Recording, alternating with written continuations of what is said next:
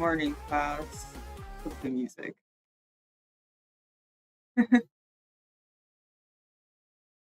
Morning class. It's time to learn. Uh, I'm not nervous. I promise. This is just a new setup for sure.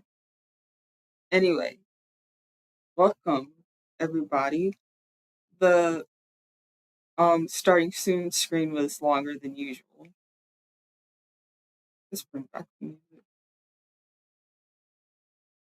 The the waiting screen was longer than usual because yeah, I had to make sure that I had everything.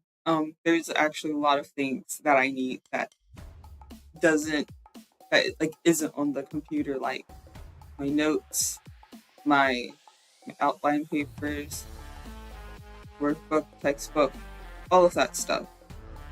Paper, pencil, yeah.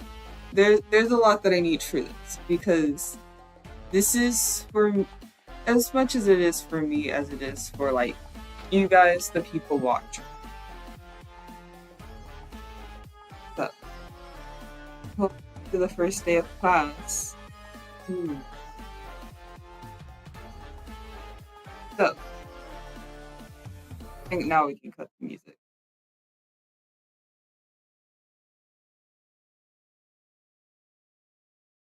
But as you can see on the board here, the first thing we'll be learning is short form, present, affirmative, and negative.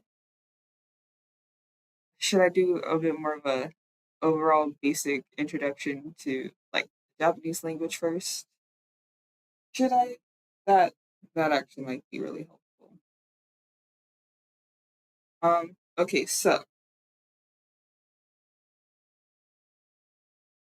as you can all tell from the board, today's class will be over Japanese. We're going to be focusing on the Japanese language and what I've learned in school. And it's just going to be a lot of me reviewing and then teaching what I am reviewing to you guys as a way for me to better understand and remember what the hell I've been learning for these past couple of years. Um, I guess I would say first up, what what is Japanese? Let's bring this up. I think the first thing we should be asking is what is Japanese?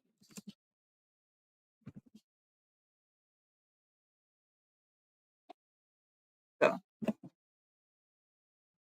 for people who are like really oh who are like really new, who aren't familiar with the language at all, what is Japanese? So Japanese is a language that is spoken over in Japan. I think it is a really nice language. It's a little different from English, to say the least, but I think it's a really fun language to learn.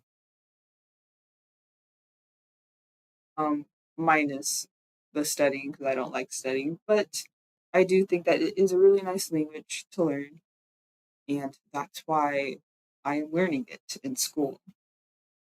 My entire degree is dedicated on becoming fluent in this language. So, Japanese, which is kind of different from English, also has a different set of alphabets. Um, their alphabet is structure. I think you would find to be a little different from ours. They have two alphabets, hiragana and katakana. So, hiragana are kind of like the characters you see, um, that you usually see when you read or when you see Japanese, especially in something like a kid's book where you don't have a lot of kanji. So switch over to this. So characters like ka, I can't see. So characters like ka, or rather a, e, u, e, and o. So and o. So these are like your typical, vowels that exist. And those are what the characters look like. And as for how the alphabet is like and how it's different from ours, they have a set of consonants, you know, the letters that aren't vowels, and essentially they combine each consonant with each vowel to create the other letters. So, kind of like how in English we have A, B, C, D, like the individual, we kind of have like individual letters for each individual sounds. Um, to us, this would feel more like syllables, like an alphabet for this, like the syllabic sounds. So ka, for example, ka, ki, ku, ke, ko, and then sa, chi, su, se, so. So that's just a little bit of an example of kind of like what hiragana looks like and how that kind of works. And then you have katakana. So what is katakana? Well, it's the exact same thing as hiragana, except it just looks different. Now, a very valid question is, what is the point of katakana if it's literally like the same alphabet? And well, the point of it is that katakana and hiragana are used kind of for different words, per se. To make it more clear, katakana is used for loan words, that do not originate in the Japanese language. For example, if you wanted to say the word disco, right? Um, disco is, well, actually, no. I'll say, if you wanted to say a person's name, for example, if you wanted to say the name Mary, um, Mary is not a word or a name that originated within the Japanese language. It is a foreign name that originates from a different language, English. So you would use katakana for words like that, words that aren't from the Japanese language. It'll, it's kind of like, you know how in English we have the words like faux pas or croissant. Those are words that originate from French. However, we use the same alphabet. Katakana would kind of be like if we had a separate alphabet that was purely for foreign words. However, you can also see katakana used for onomatopoeias. So words like boom, pop, sparkle, words that describe sounds or almost kind of like visual concepts like sparkle. Um, sparkle, sparkle. I don't know. um, you would use katakana for those words as well. Um, to give you an idea of what katakana looks like, um, I can remember. Oh, this is going to be really fun. I have to remember how to turn characters into katakana on my keyboard. Here we go.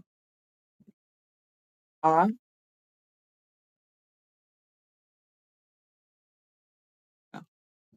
a, e, u, E, and O. So it's the same. So it's kind of like the same thing again. However, the characters look different. You may notice that compared to its hiragana counterpart, the the characters look a little bit more sharper, and that's kind of like the key difference between hiragana and katakana. Hiragana feels a bit more like there's more curves in the letters, while katakana feels a bit more sharp. And then to share you examples of how the others look, we have ka, ki, ku, ke, and ko.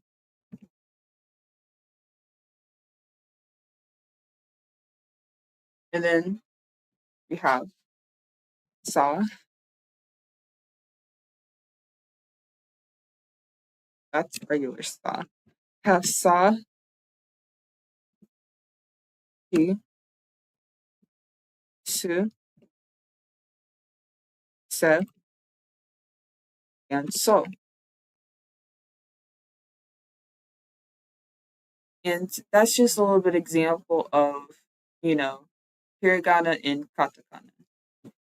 But in addition to that, Japanese has a little extra something to it, a little something to, spice it up a little.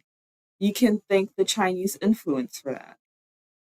Back when Japan was, under, the control of China, China introduced their written system into Japanese. Because back then, Japanese didn't really have a written system for their language. It was purely an oral language. So there wasn't any way to speak it or to write it, sorry, just yet. So this introduced kanji. At first, they were just using Chinese characters, applying essentially different sounds to make, you know, the these Chinese characters applicable to the Japanese language. For example, water in Chinese is shui. However, in Japanese is mizu. So even though they are the same character, they are pronounced differently. So back in the day, when Japanese people used the Chinese character for water, they'd probably be pronouncing it mizu instead of shui, because shui is how the Chinese say it. It's the Chinese word for water. It's how they speak it. It's how they say it. But mizu is how the Japanese have been saying it. They only introduced a way to write down these words they were speaking orally before they had developed their alphabet. Now is for the fun part. Kanji. Kanji is so fun. It's amazing. So then we have kanji, which is almost like the third alphabet. Um, if you consider like Chinese characters as like the Chinese alphabet, then kanji would be like the third alphabet, essentially. So different from hiragana and katakana, which are kind of like letters to represent individual sounds that exist within the Japanese language. Kanji is similar to Chinese characters. They represent whole words. And you can, in fact, see all three of these alphabets within the same sentence. I've had friends from my Chinese class who weren't really familiar with Japanese accents question because the idea of a language having three alphabets is weird, which honestly I understand. But you can see all three of these within the same sentence. I will give a very simple example sentence that utilizes all three of these characters or all three of these alphabets. But for kanji, this is, entire characters. Sometimes writing them is really simple, sometimes writing them is very, very, very complex. So, for example, Mizu, as I was talking about, which means water, at first I will write it in hiragana, so the individual letters that indicate the sound, and then I will write it. Well, no, first I'll type it down in kanji, and then next to it, in parentheses, the I'll have like the individual characters for the sounds. So, for example, mizu, which means water. So I was about to type water in English as if that was going to do anything. So this is the character for mizu, and then characters for the sounds mi and zu, mi zu.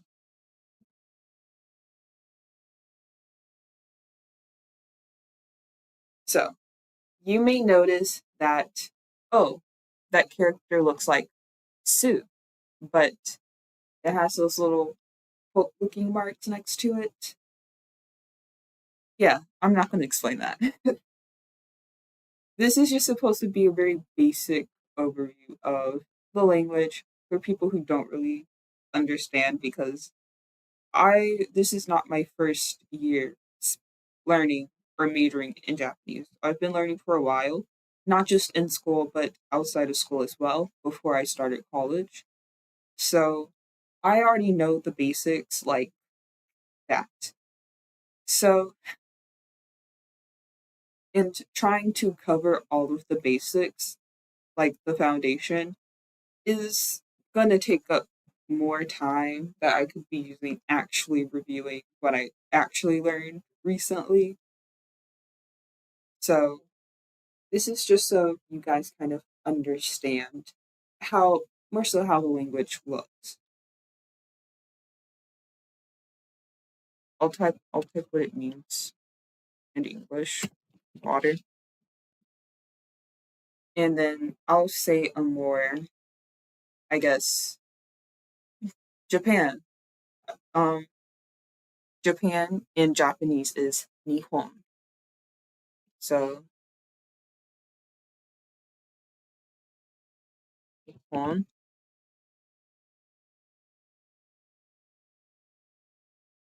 So that's what the character will look like. And then the uh,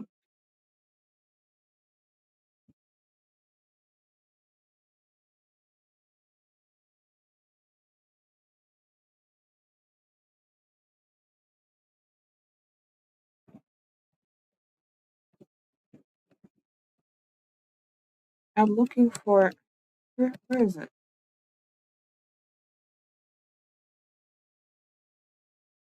Oh, here we go.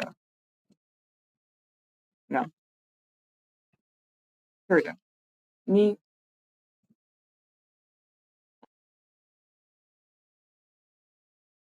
I have not typed in Japanese for a while, which is why I'm just like, where is this thing? Um, so that means Japan. So that little dot that I have is supposed to indicate that that these are two different characters combined together. So the first character is ni, and the second one is hon, and then together they form the word nihon, which means Japan. And then to give you a nice little example sentence to prove to you that yes, you can see all of these alphabets within the same sentence, and it does make perfect sense. In fact, because we have these three alphabets, it helps make the sentence make sense. It's real fucking weird. Um, but when you get used to it, it's like second nature, honestly. So if I wanted to say Mary is studying Japanese, Um, I'm going to say the sentence in Japanese, which is Mary-san wa Nihongo o benkyou shiteiru. Yes. So that's what the sentence will kind of sound like. So I'll write it in English. If I can, as always, there we go. Mary is studying Japanese. Or, yeah, is studying Japanese. If I wanted to say this or write this, sorry, in Japanese, it would look like this. This uses all three alphabets. It's gonna look so fucking fun, I promise.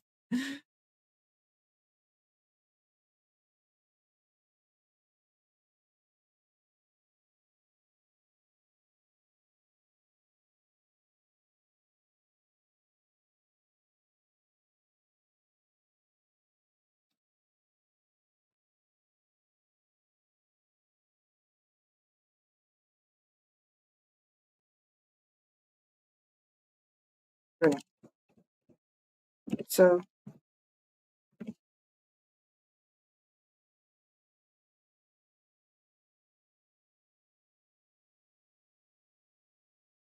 Mary-san wa ni Nihongo. Oh, that's not going to want to translate that if I don't put it together.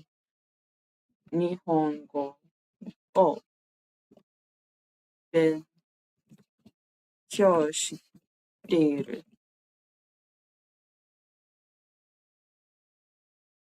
I did not translate that right. Benkyou shiteiru. There we go.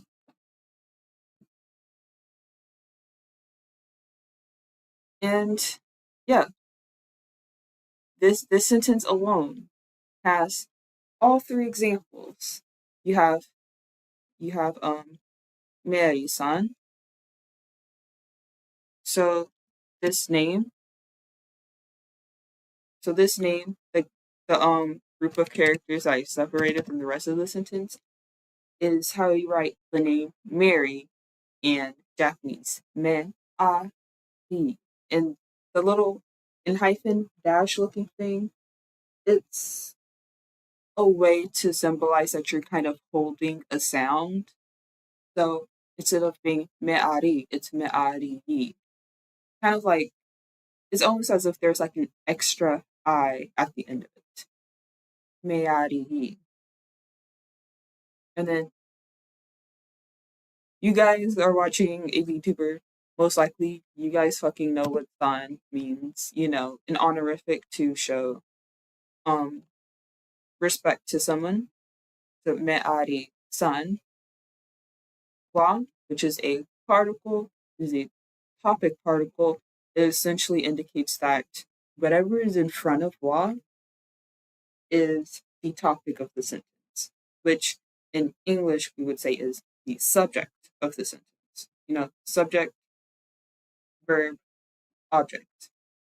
It's how the English language works. You have the subject of the sentence, then you have the verb that they are doing, and then you have the object, whatever the verb is acting on. In Japanese, it is a little different. Next, you have Nihongo. Next, you have Nihongo, which means Japanese, the language specifically. If you wanted to say ni, if you wanted to say Japanese as in like Japanese people, you would say Nihonjin.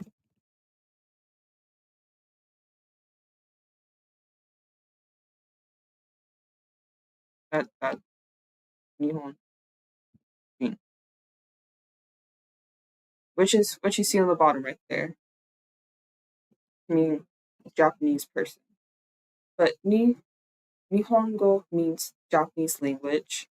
Then you have o, which is the object particle. It indicates that whatever is before it that isn't after the wa particle is the object of the sentence.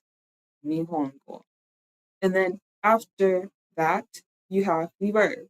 So you already kind of see that there's a difference in the sentence structure here. Um, Rather than having the verb first and then the object that the verb is acting on, you have the object first and then the verb that's acting on the object. So Mary is studying Japanese. Mary-san wa Nihongo o benkyou shiteiru. Now, I will say something a little that is also kind of important to know about um, Japanese kanji and hiragana.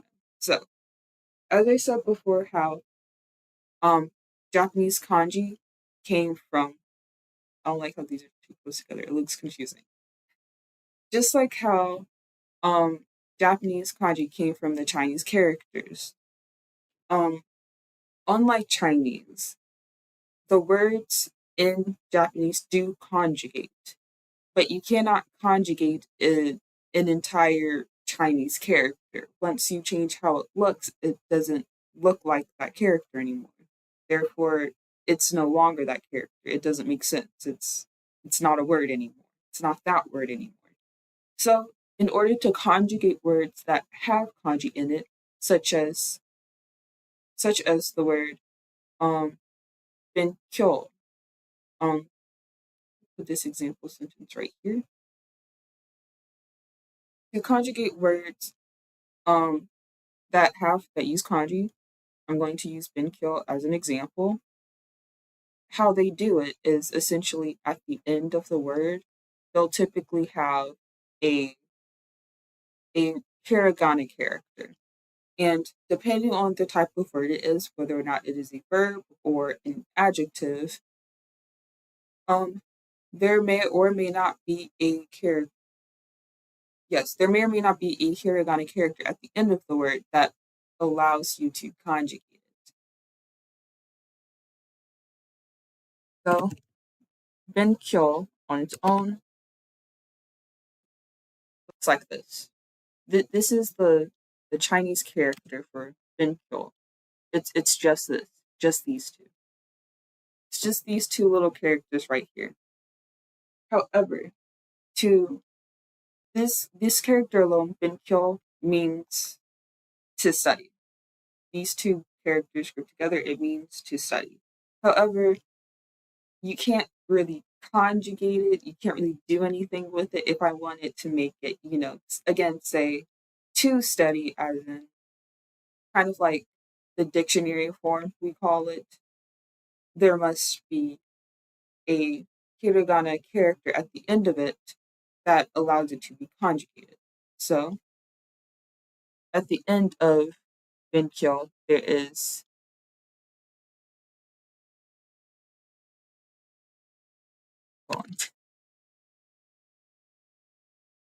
benkyo suru. So benkyo, and then it ends with suru. So these two hiragana characters to the right of benkyo is what makes the kanji able to actually conjugate. So if I wanted to say studying, as in I am studying right now as we speak, kind of similar to ing. Yes, good morning. It's class. You're late. I'm kidding. I'm kidding. I know. I swim real early in the morning. But you know what? My favorite student, the class pet, Luca, he's here on time. In fact, he was even early. When I opened OBS, he was already there. I will be showing favoritism towards Luca. You all know this. Um, I'm just going over a little basic overview of Japanese, and so people kind of know how it looks and how it works. Because believe me, when I start actually reviewing like the things that I've learned, it, people who have no idea how Japanese works is going to be so lost. But right now, I'm kind of explaining how kanji, which are the characters that come from the Chinese language, can be conjugated. Because in Japanese, the verbs are conjugated similar to how they are conjugated, somewhat similar to how they are conjugated in English. If we wanted to say that, if we wanted to say the word run, for example, but make it present progressive, we would say running. You know, we'd add an ing at the end of it and then extra n because English linguistics is weird. So benkyo, which are these benkyo, which are these two complex looking characters to the left, is like the the kanji. And then to the right of it, su and ru are the kind of ending hiragana that allows it to be conjugated. So if I wanted to say that rather to than just saying to study, if I wanted to say that I am studying, you know, add that kind of ing idea to it, um, you would um change it to shi deru.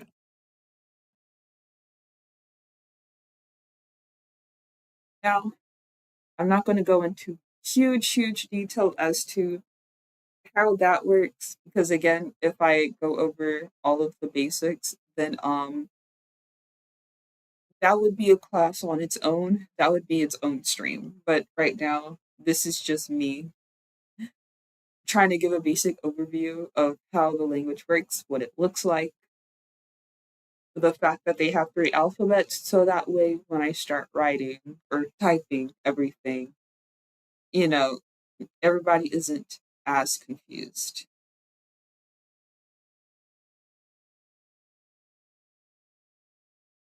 So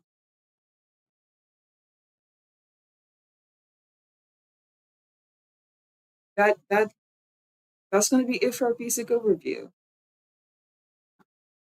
I don't know if you can hear my applause, but if if you weren't here for the beginning of class, tisk kiss, tisk tisk, shame on you. Should have been, you know, on time for class today. Um, I shall deduct points for this. But if, you know, you later have questions about any of this because you weren't here for it, then I will explain it again. I probably won't go into much detail. Um, but you know, I will explain it. So now to take all of these take all of these away, you know? 'Cause this taken up a lot of my boardroom.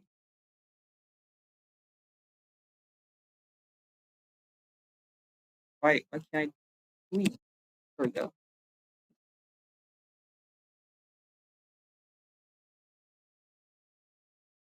Okay. So now so now we're going to actually start onto our current topic, which is short form, present, progressive, and negative. Now, you guys are probably wondering, what the fuck is all of that mean? I will give you I'll explain it to you. Okay? Using my my trusty what the fuck is the phrase? My trusty textbook. I do not have a physical textbook. I have a digital one. So that means I can't like see everything all at once. I'm gonna have like a whole different tab up so I could like read. But we'll be going over essentially short form conjugations, both the present in present tense, and it will be the affirmative and negative versions of it. So, in order to explain what short form is and how that works, there is long form. So long form is kind of like the more polite way of, I guess, of doing things, more or less. Honestly, it is easier to show you than to like explain it with words. But first we have again short form present affirmative and present negative. So um this affects so this will affect your verbs, your adjectives, and your nouns. I will show you how this affects them as well as what it looks like in the long form. Again, the long form is essentially like the polite conjugated version of these words. As we all know, Japanese is known for being a very polite place, a very polite language. They do have conjugations that exist purely to make, or not so purely, but that in addition to, saying that this sentence is in present tense or that is in past tense, it also indicates that this sentence is polite. So, an example verb, for example.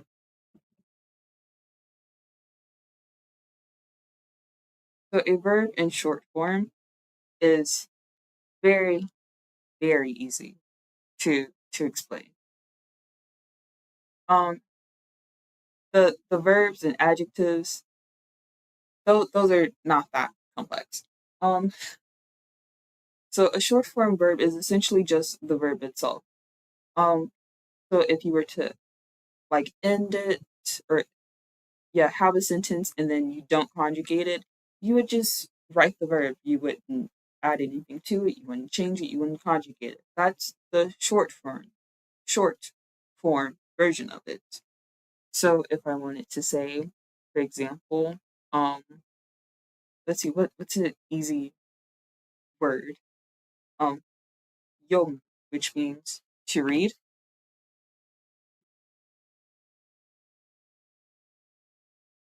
Yom.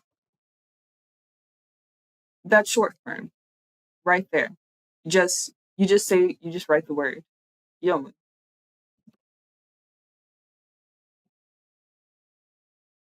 This means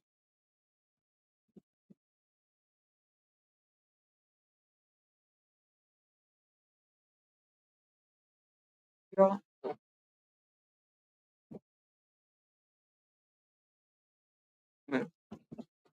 which means to read.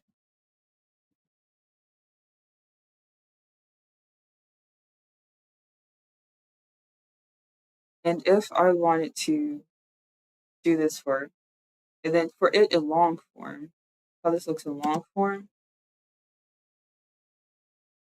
he deleted everything. That's not fun.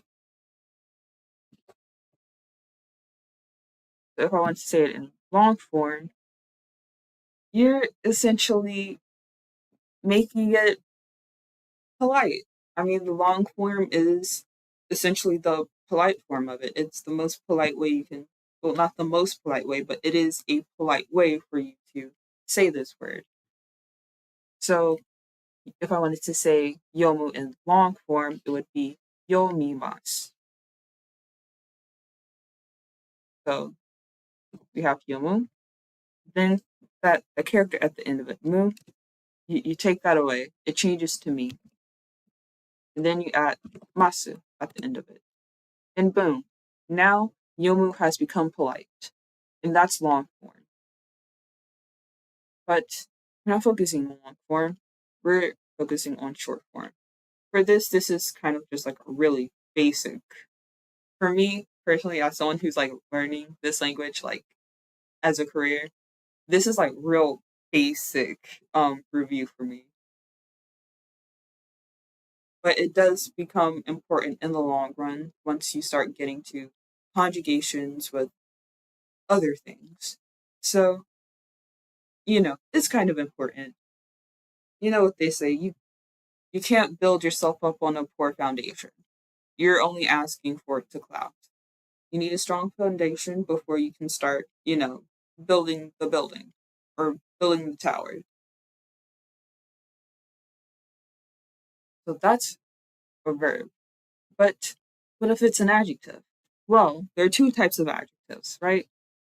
There's first you have your e adjectives, and then you have yeah, sorry. You have your e adjectives and you have your not adjectives. So for e adjectives, an example of an e adjective is I think a word everybody knows because it's a word that is used a lot. Um, in relation to Japanese, it is the word kawaii.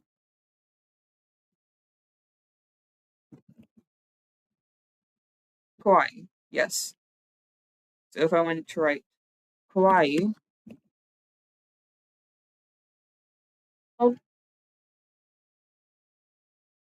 that's what it looks like.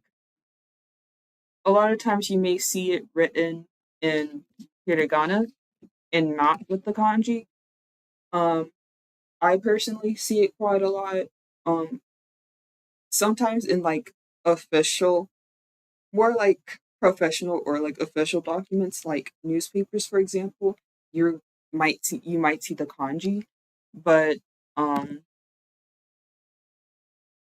in non-professional things or in things where it might be understandable for people to use like just the hiragana like in advertisements. There's a bit of like a connotation with certain words with whether or not you use the kanji or not. That's more of a linguistical thing, very complex. Yes. um but ka, right, and then e, and then that's the word, and then that's an e adjective in short form. Easy. And then in long form,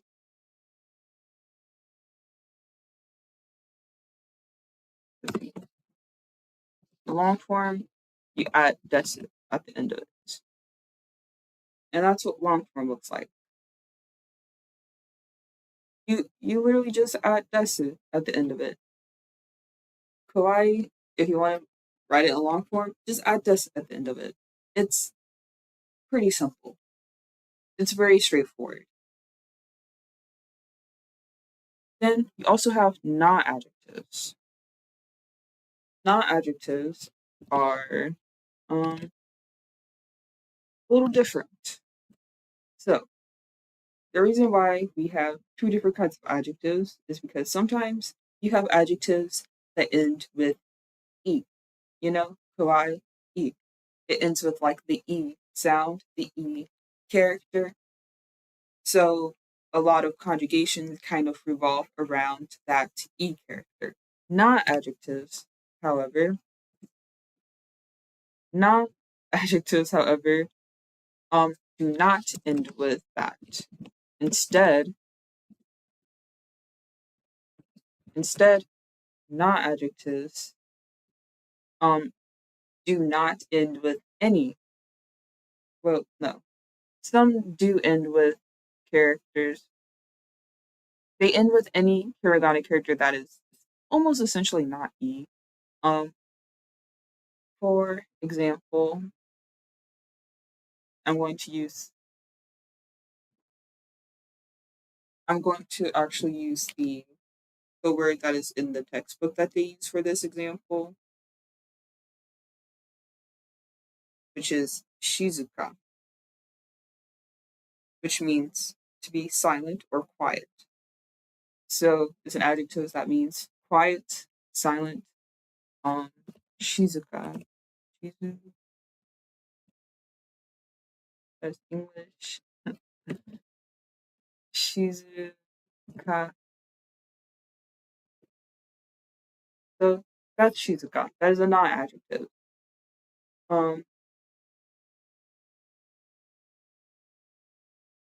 and then for conjugate in short form, unlike verbs, unlike adjectives, you actually do add something to this. And you add, and you just add a single character. You add that, and that's it. And then in long form, it would be shizuka desu. That would be the long form version of it.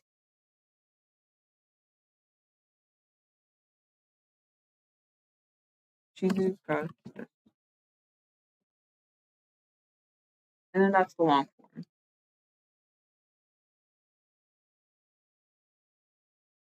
I'll also go back over here and write the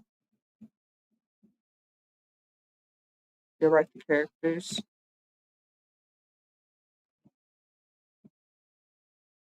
So shizuka means quiet. And then last but not least, you have your nouns. So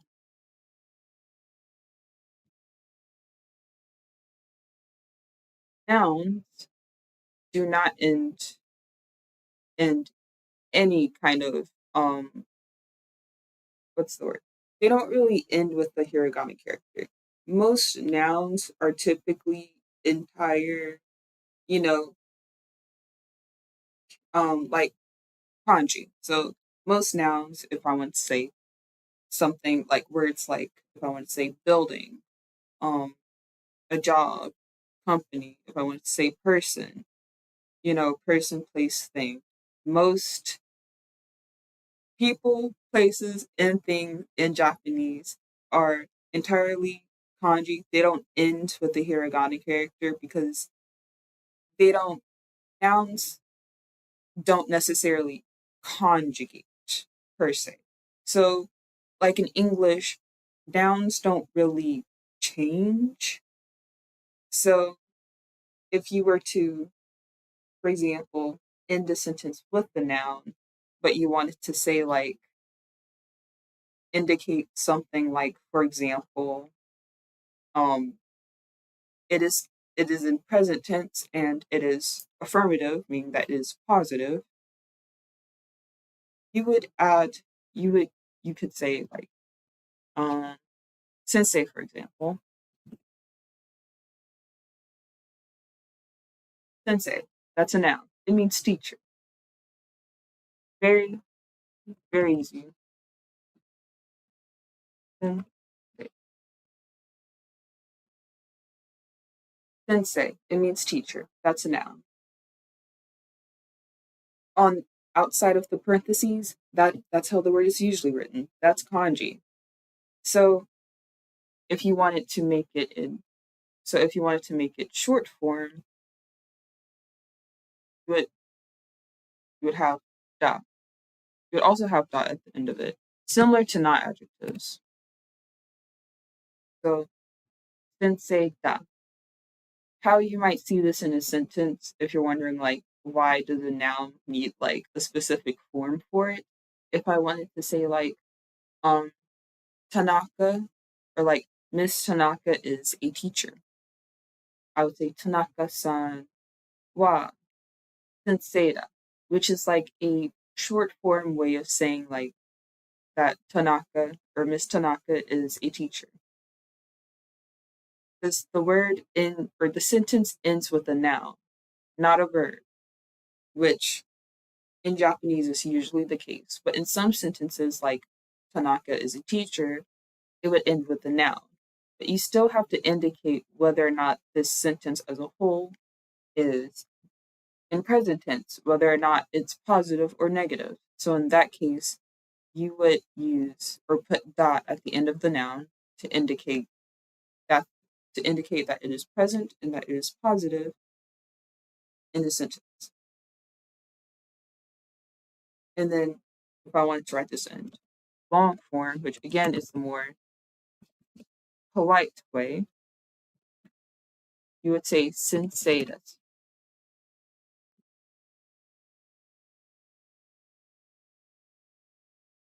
So you've probably noticed that all adjectives and nouns end with desu, however, verbs end with mas. There is a difference. The only thing you have to know is that desu is put at the end of adjectives and nouns. Masu is an actual conjugation that is specific for verbs. So while desu is just kind of slapped at the end of, an adjective or a noun to indicate that the sentence, especially if it is used in a sentence, is in present tense and that it is positive. For mas, it's an actual conjugation for verbs that indicate that the verb and the sentence as a whole is in present tense, meaning that the verb is happening right now, and that it is positive, meaning that it's not that I am not reading, I am reading. It is positive.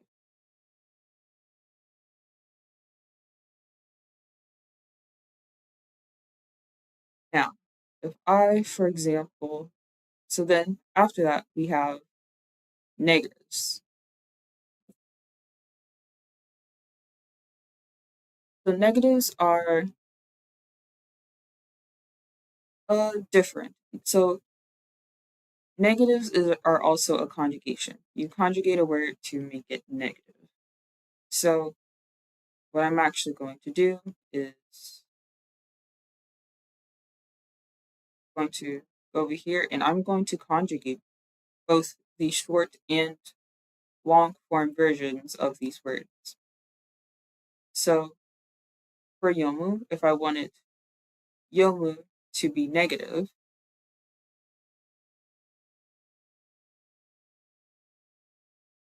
I would say, I would write yo, I would write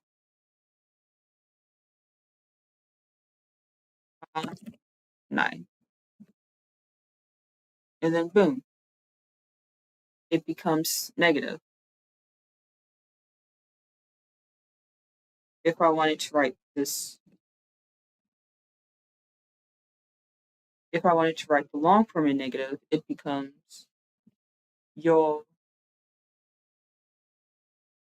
it becomes yo mi masen. So that would look like this. Yo mi masen.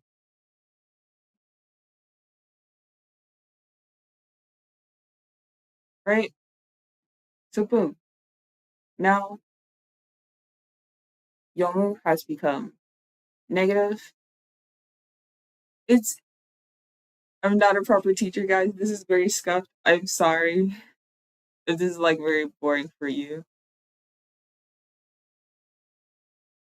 Um for kawaii, if I wanted to make this negative, it would become kawaii kunai. Interesting thing here.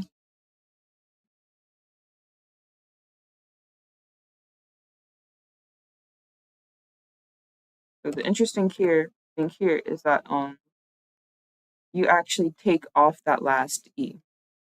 That's why these e adjectives are important, right? That's why the e is an important aspect of like the difference between e and not adjective. So I want to make kawaii negative. I would say let's say kawaii. Kawaii. I'll take out the e. Um and then replace with kunai. Then for kawaii des, it become will become it would become kawaii ku arimasen, which is very long. That's why they're called long forms. So this would become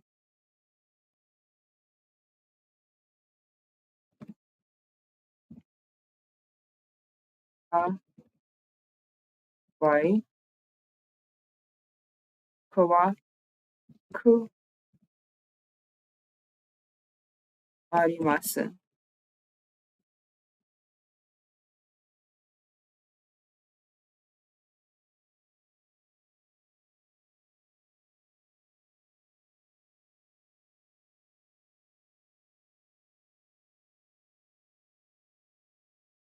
It's getting cut off. Very interesting. Yes, it's getting cut off. So we're gonna put it down here.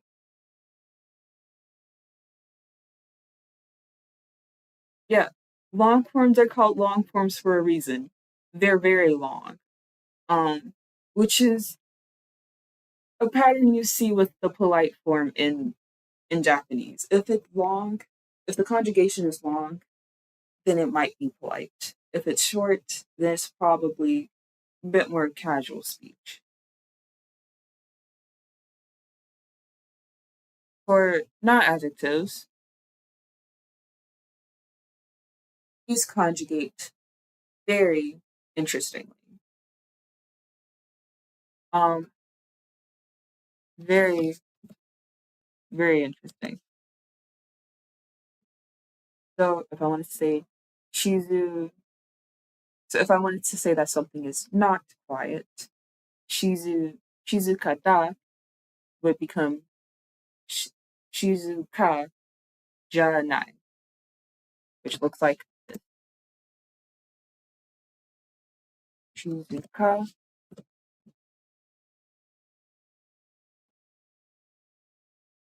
janai.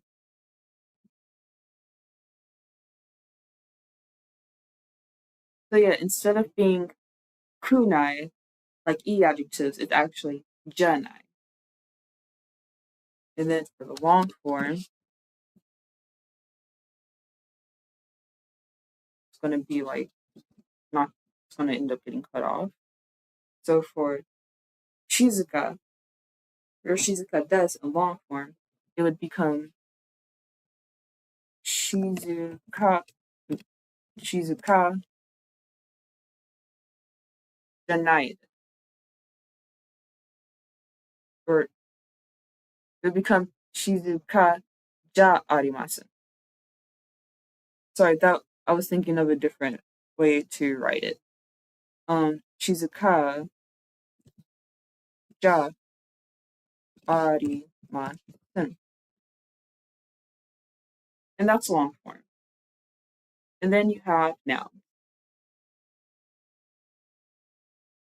Nouns conjugate the same way as not adjectives. So if you know how to conjugate not adjectives, nouns follow suit. So sensei da would become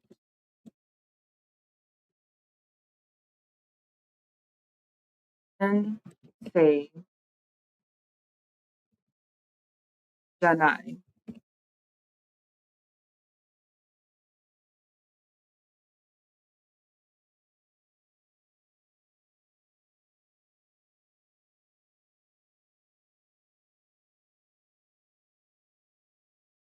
I did not write the kanji for this. Sensei.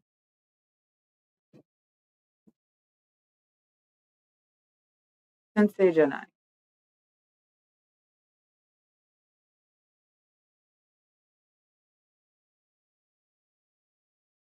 And then long form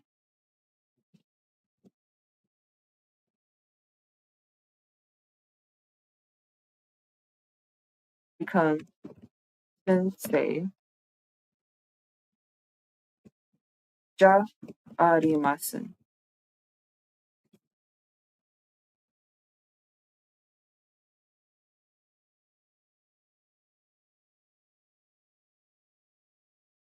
So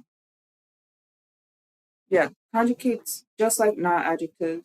So if you know how to conjugate noun adjectives, not adjectives kind of follow suit. If you know how to conjugate not adjectives, nouns conjugate very similarly.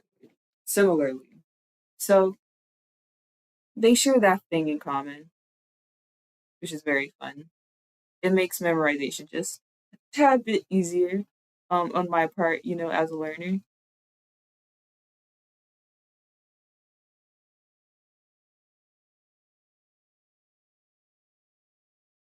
also put this down because I just realized you can't see like the entire thing. Boom. So this is kind of how it works. So that's short form, and that's it in present affirmative and negative, as well as long form. I didn't have to do long form. I did it out of the kindness of my heart. So now, long form, or sorry, short form, explaining that part of the chapter. That's why I did it. I'm following these chapters kind of as they as they go.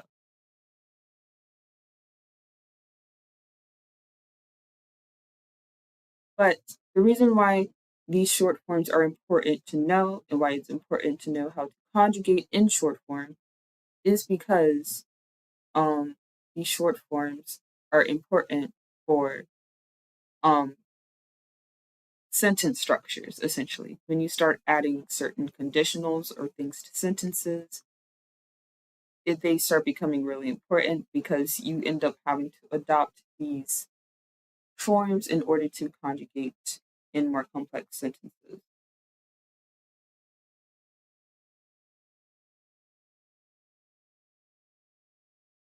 For example,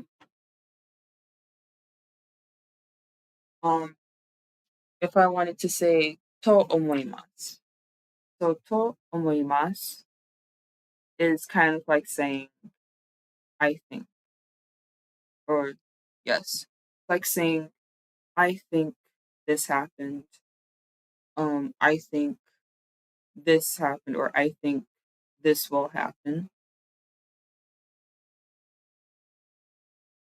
And yeah, conjugating it, you do have to take into account the, um, the short form. So yeah, now this is where we start getting into the things that I can't remember. So this is where like the actual studying in my part comes in. So if I'm like stuttering and being like, oh, so it's because I'm trying to figure things out. But I will be teaching you as I go.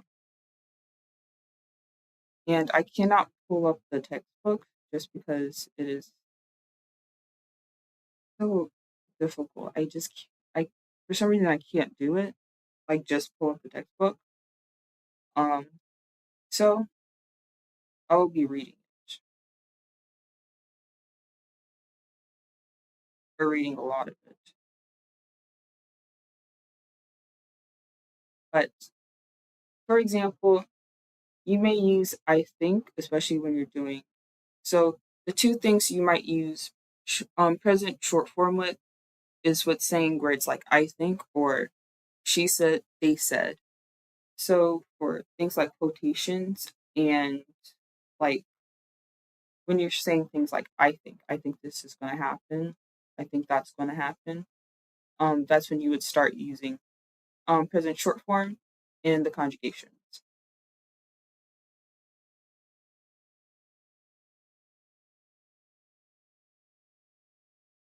So for example, if I wanted to say, oh man, this is very hard. Oh, this is a lot. This is a lot. Um, this is a lot. Honestly, I actually kind of have to pull out my notes for this. So hold on while I do that.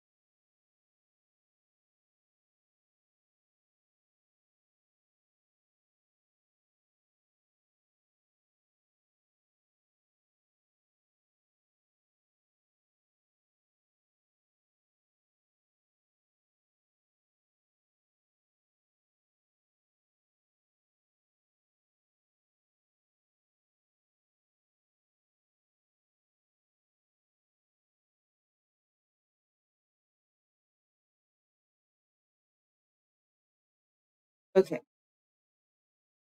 I'm gonna take away all of this, all of these notes. It looks very scary because it's a lot. So,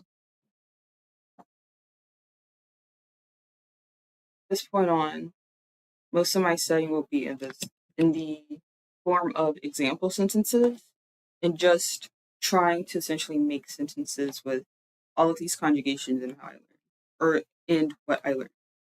With like a little basic overview of like what it is. So,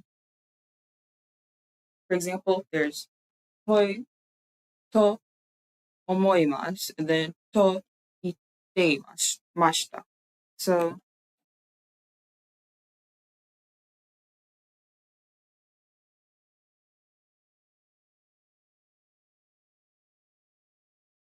to,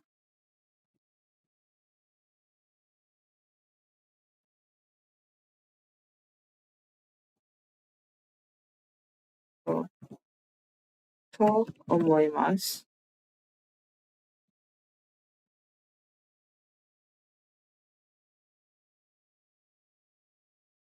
which means to think, or rather, it's kind of like saying, yeah, to omoimasu is like saying, I think, I think whatever, I think something. And then there's also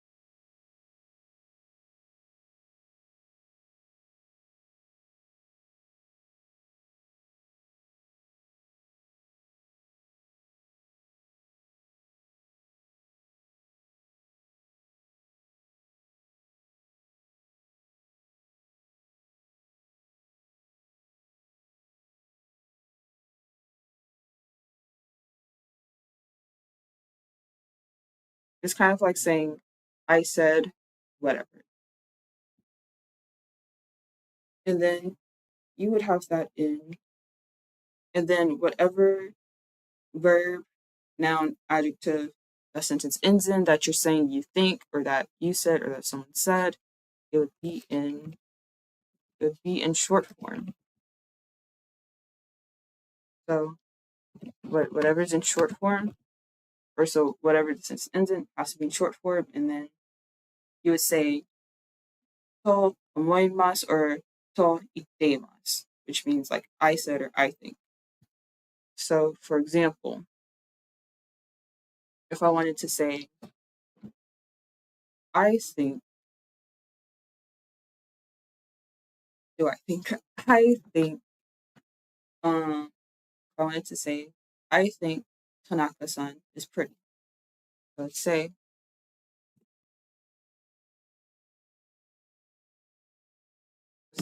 watashi wa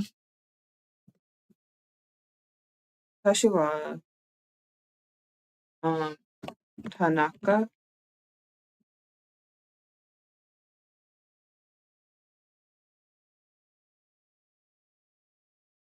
Tanaka-san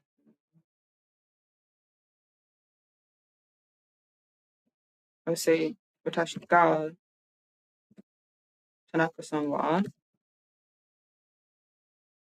mm, and then if I want to say pretty, let's see. I'm thinking of like multiple words. Kind of figure out which one is more like accurate for like a person. Okay, yeah. Not Utsukushi. It's not Utsukushi. It's Kirei. So I would say, watashi ga Tanaka-san wa kirei. So kirei is actually not adjective. It it may look like it ends with an e, but the e is actually part of a kanji. It's part of a larger character. If I were to write it in kanji, it would look like this. But we never use that kanji for kirei. We don't write kirei with the kanji. We just write it with the regular hiragana characters. So we say, so we write it like this, kirei.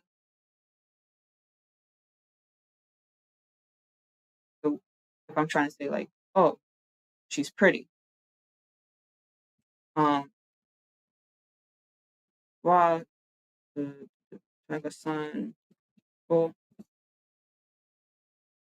if I wanted to say that she's pretty, or that I think she's pretty, I would say Tanaka-san. Watashi wa Tanaka-san o kirei. Then since it's not adjective, you would say you would end it with da, and then to omoimasu.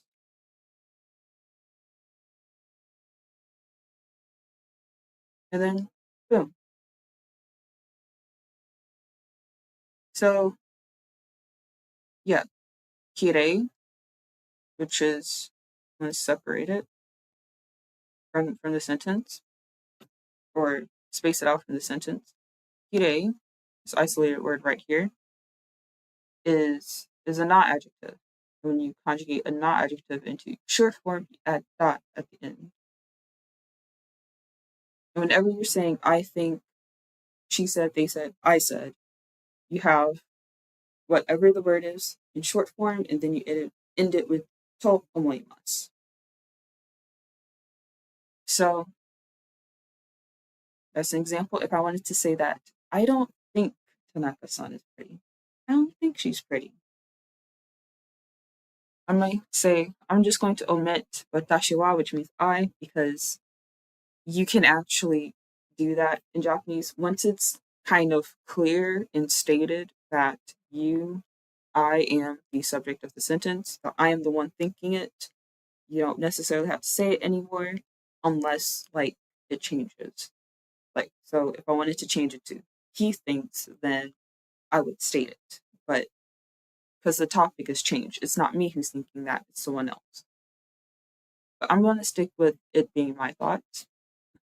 So let's say Tanaka san wa, and then if I want to say I don't think she's pretty, you put he, you say kirei ja nai. Because remember, the negative form of not adjectives, you add janai at the end of it. So it would be kirei janai to omoimasu.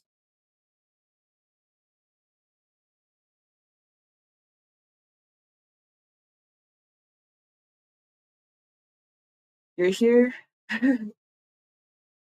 you're late to class. The only person who was on time today was Luca. In fact, he was early. He was here when I opened OBS. I'm sorry, I was fixing my makeup. That's fine, that's fine. So I already kind of went over like a little basic overview of like the language and how it worked.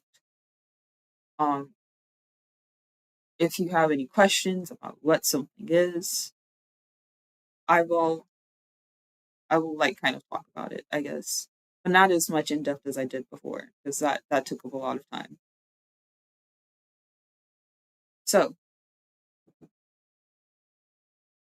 right now I'm talking about short form, present and affirmative when you're saying I said, I think. So when you say I think, it's to omoimasu, which you see kind of up here in the top, short form, and then to omoimasu. And then if I want to say I think, it's to ittemashita. The reason why the ending is different is because when you say you said something, right? It's already in past tense. Said is in past tense. That's say, but in past tense. And it's similar in Japanese. When you're saying that you said something or that someone said something, that saying it already happened. So so ittemashita is pretty much saying I said in past tense. While when you say I think, it's in present tense, so it's ending with mas. And then here's an example sentence of Watashi wa Tanaka-san o kirei da to omimasu. Kirei da, because kirei is a non-adjective. And when you put non-adjectives in short form, because as you see at the top, it has to end with the short form before you can end the sentence with I think or I said. Yatta, and then you say to omoimasu. If I want to say that I don't think Tanaka-san is pretty, I don't think she's pretty. Then I'd say kirei janai. That's how you say it in negative form. Kirei janai, and then you end it the same way. To omoimasu.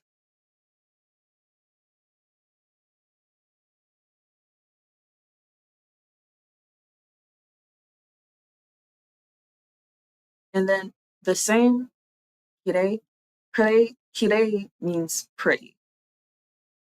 So the sentence is saying that Tanaka-san um is pretty or is not pretty.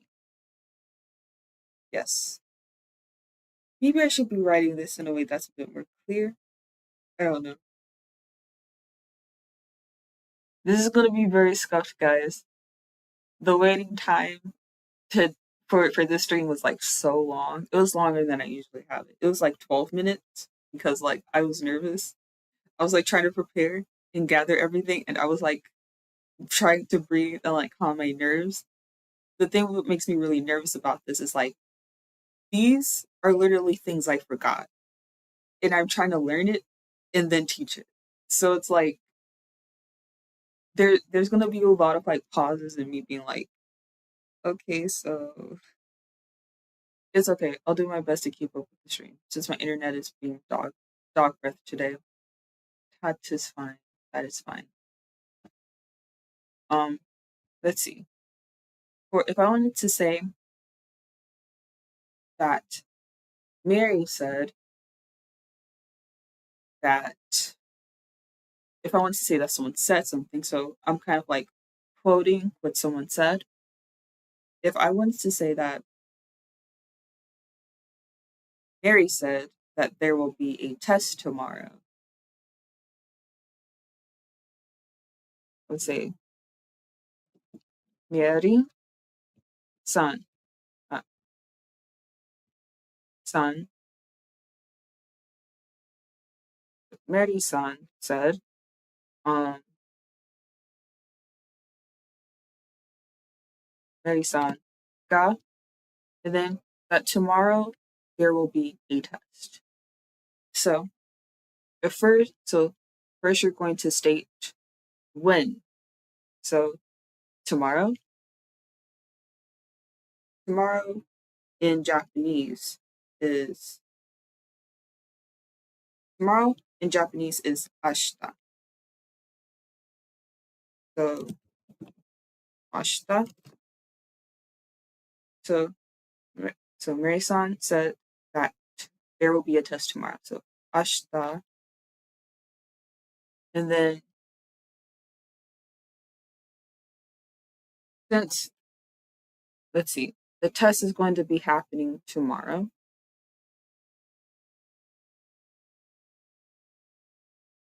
So ashita, say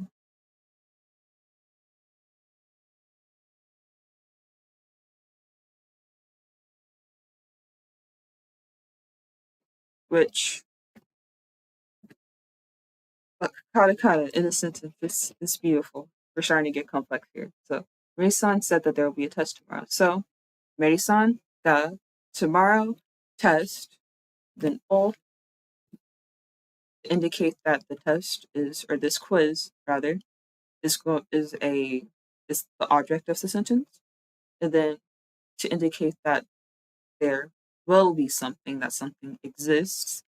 For a test specifically, there are two ways to say to exist: iru and aru. Use iru for animate living things, so people, animals, and then use aru for inanimate, non-living things. So, or just simply inanimate things. So, trains, cars, trees, they're living, but they're inanimate. So you would use aru.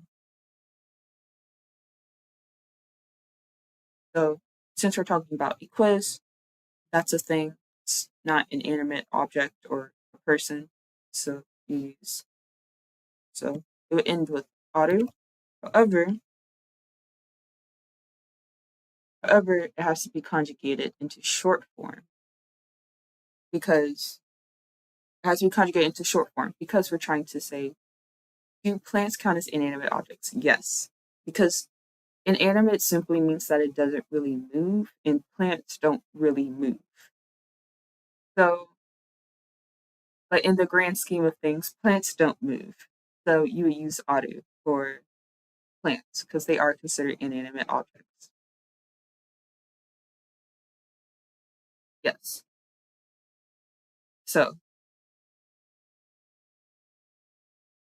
aru has always been the bane of my existence because it likes to be different sometimes.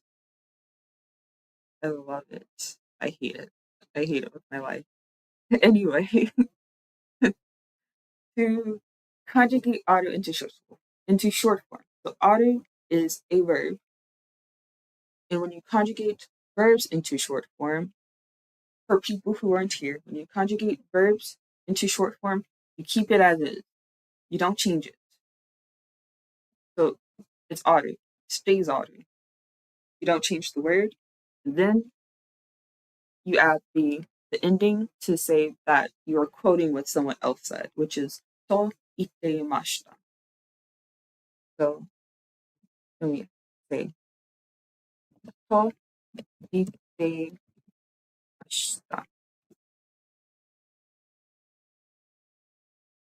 And then bam. That's the sentence. So we have Meri-san, Meri-san ga. That ga indicates that's the subject. That's the person who's doing the thinking, or who's doing the saying rather. That's the person who I'm quoting. And then ashita, which means tomorrow. Kwizu or kwizu being the object, all is indicating that the quiz is the object. And then aru, which means to exist, to be. The quiz is going to exist tomorrow. And then to itemashita, which means said, or that someone said something. So Mary-san said there will be a quiz tomorrow. Mary-san ga ashita quizu o aru to itemashita. Yay!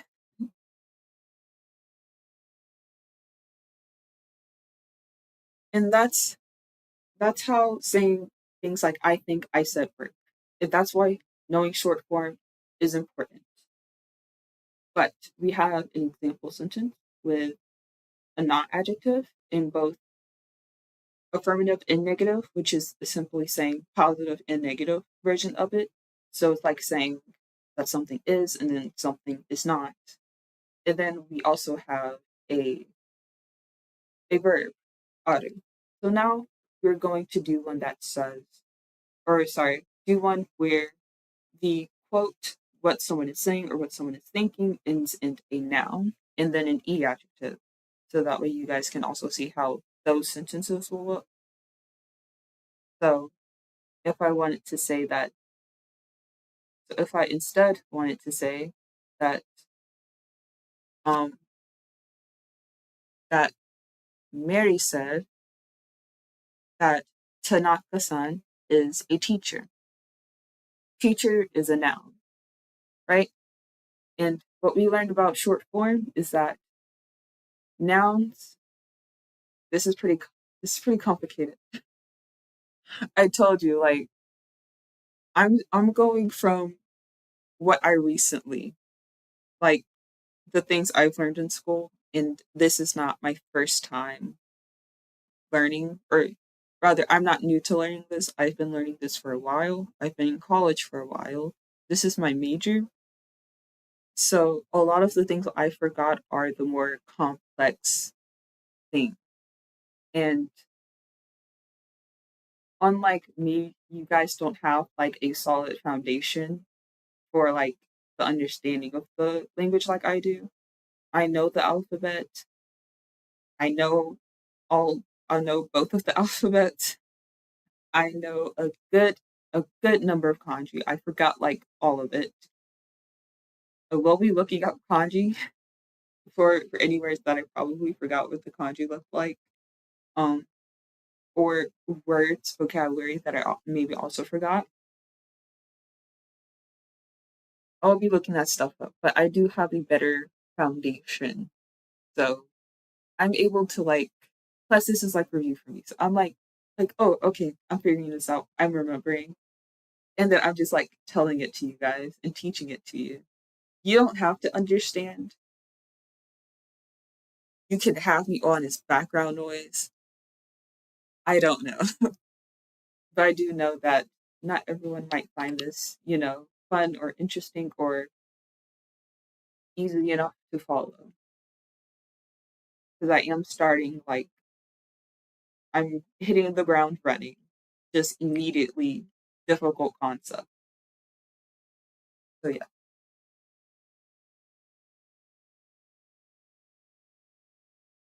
But onto the sentence. I wanted to say that Mary said that Tanaka san is a teacher. So,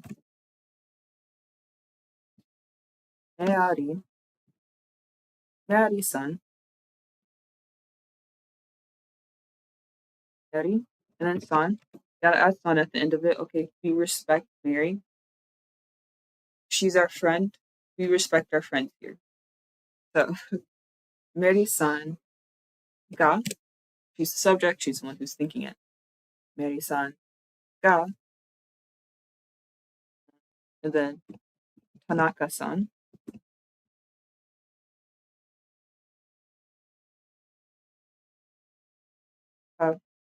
Tanaka san.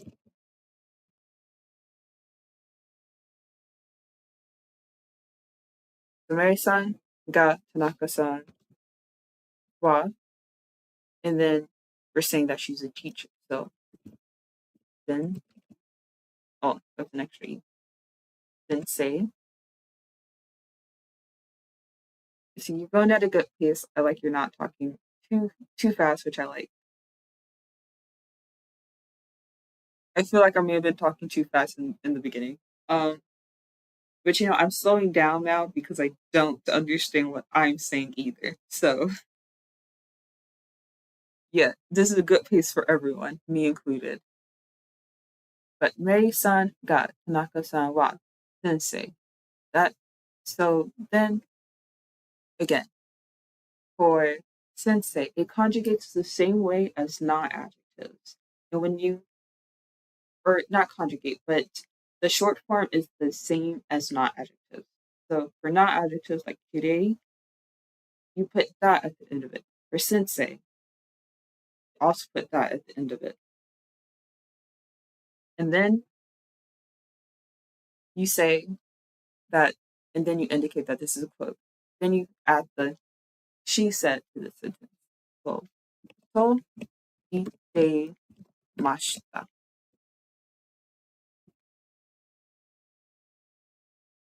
And again, I'll split this up, split the sentence up so you can see what is what.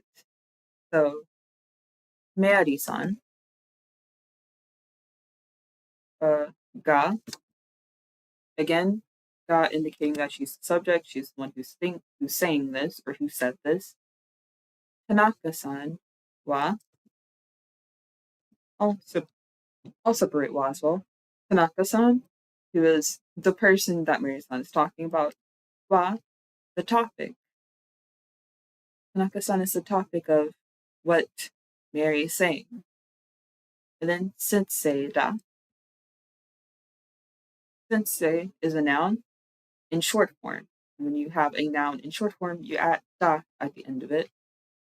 And then when you're indicating that Mary-san said this, you say to itteimashita.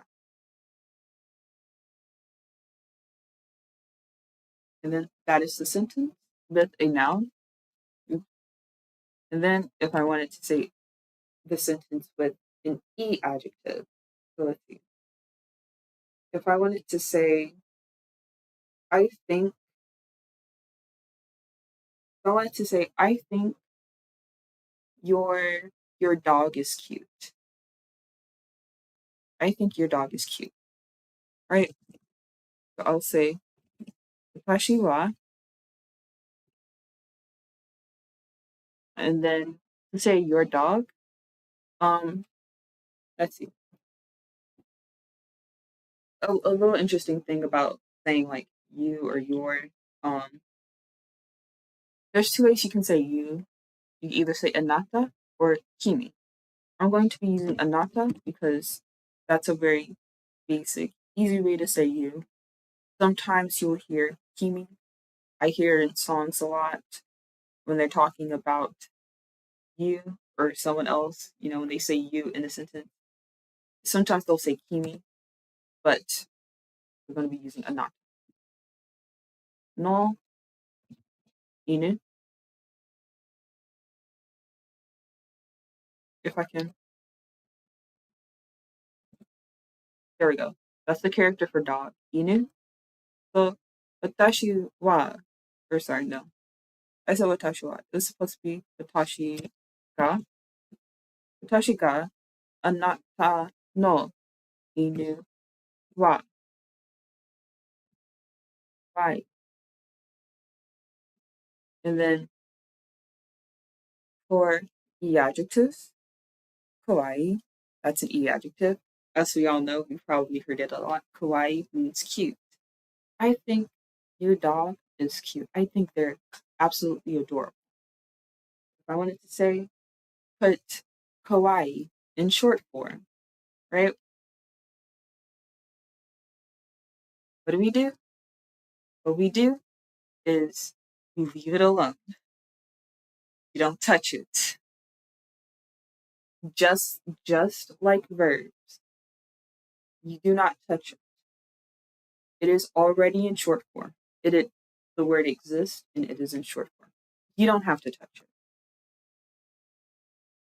And we indicate that this is something that I think. To omoimasu.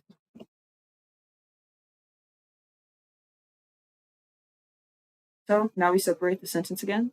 So we have watashi means I, ga indicating that I am the subject of the sentence, anata, and then no. No is like possessive form. If you are familiar, like how we have apostrophe s in English, this is like that. So if you wanted to say that something is mine, I'd say watashi no. If I wanted to say that something is Mary's, I'd say Mary-san no. If I, you can also it also kind of roughly translates to like of or something like that. So if I wanted to say like, um, let's see. Oh, this is starting to get into linguistics, so I'm not going to explain it because then it's going to get real confusing. But it's possessive form. It shows that the two words that are connected, so anata and inu, are connected. One is possessive of the other. Usually, it is the word before no. At least in this case, it is. So watashi ga anata no inu. So your dog wa, the dog is the topic, or your dog specifically is the topic, and then kawaii is cute. and then to omoimasu, which means I think. So I think your dog is cute. Watashi ga anata no inu wa kawaii to omoimasu.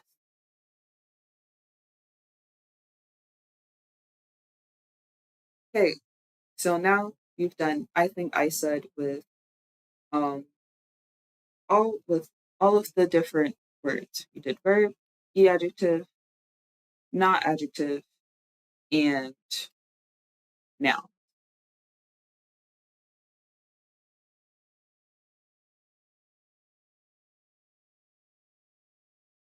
So just to go over a quick review again of what all of those look like. The sensei is a noun.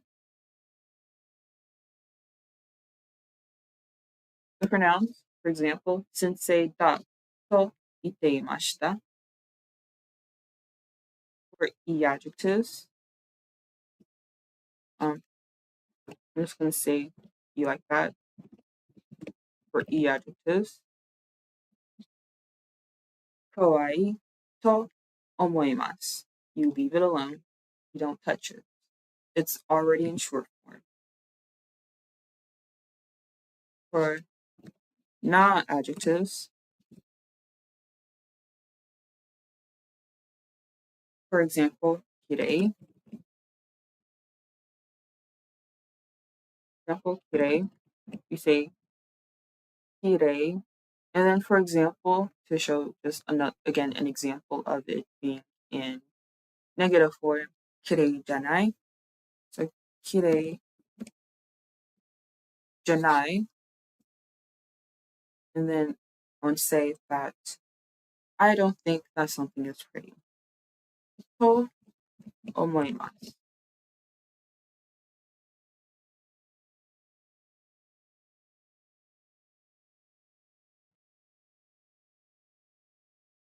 And then we have nouns. Sorry, no, we already did nouns. Sorry, I meant then we have verbs. Which verbs, for example, aru, again, you leave it alone. It's already in short form. So you just say aru. And then if I want to say that someone said that something is to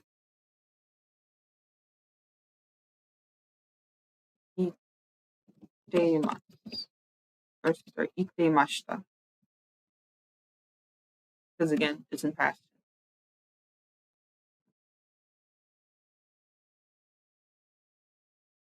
Um, yeah.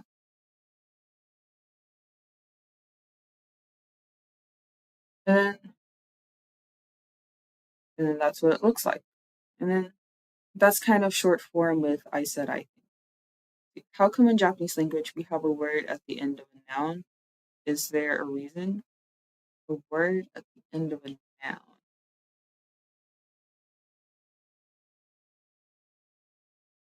Oh, are you talking about like like how I was adding wa and ga, like after like words like watashi? Because if that's the case, those are particles. We don't really have particles in English, but in Japanese, particles indicate what is the subject, what is the object, what's the topic of a sentence. Um, no, for example, is a particle. It indicates a possessive form. It turns you into your. So I can say something like your dog. Um, there are other particles as well.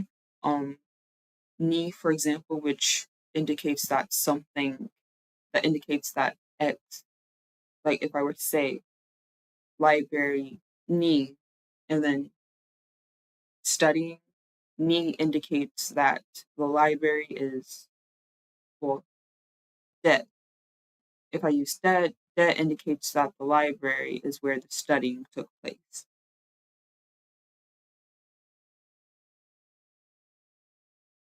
I think that's what you're talking about. I don't know.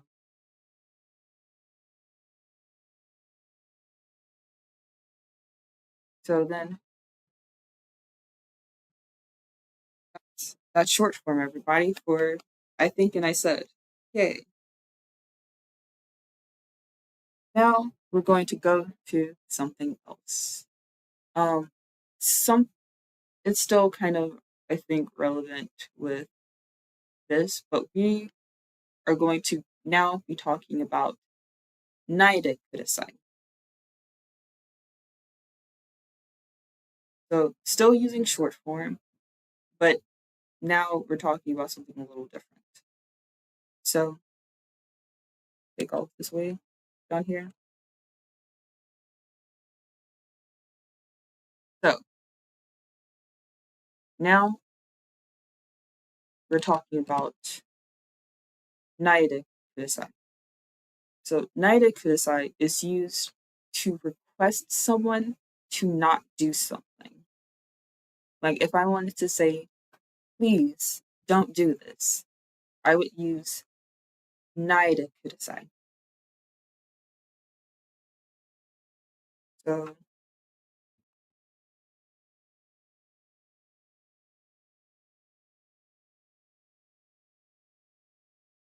yeah, so you have your sentence, da da da, and then it would end with neidig kudasai. I think some people might be familiar with the term kudasai, which is a word that kind of synonymous with please. Um, so this is a very polite way of asking someone not to do something because you have please at the end of it. So it's the way again for you to request that someone not to do something. And then before it, whatever it ends with, whether it's a noun, the adjective, non-adjective, verb, is going to be in short form. But it's going to be in the negative short form. And the reason why it's a negative short form is because, again, you're asking someone to not do something. So you don't want them to do it. So you're going to put the word in its negative form to indicate that you don't want them to do something. So then I'll have kind of like the translation here.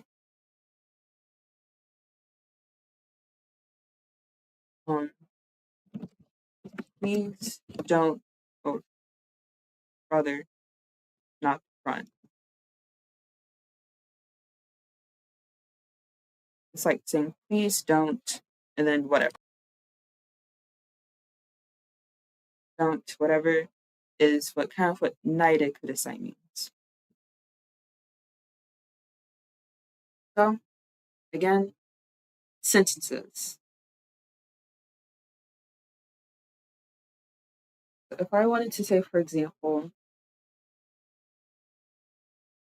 don't, what's a nice, should I keep the sentences simple? I think I can keep the sentences simple, actually. If I wanted to say to, please, don't take pictures. If I don't want you to take pictures here, this is a classroom, you should not have your phones out anyway. But I wanted to ask someone to please don't take a picture here. First I would say where. So koko means here. So koko. So koko meaning here, and then de. I talked about verb and particles.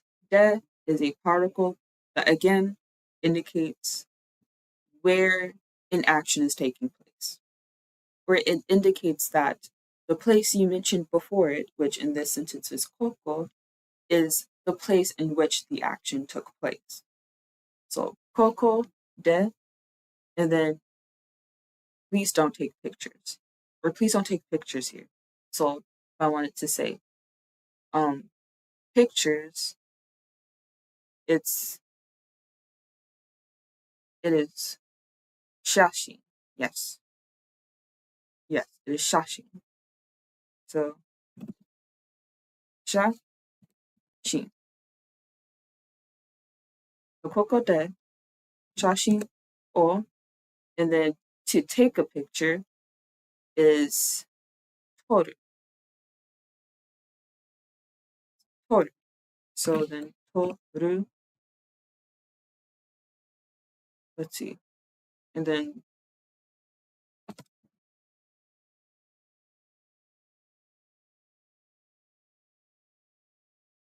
I'm trying to find the kanji for this. Because when I type it, it doesn't immediately know what I'm trying to say. Toru.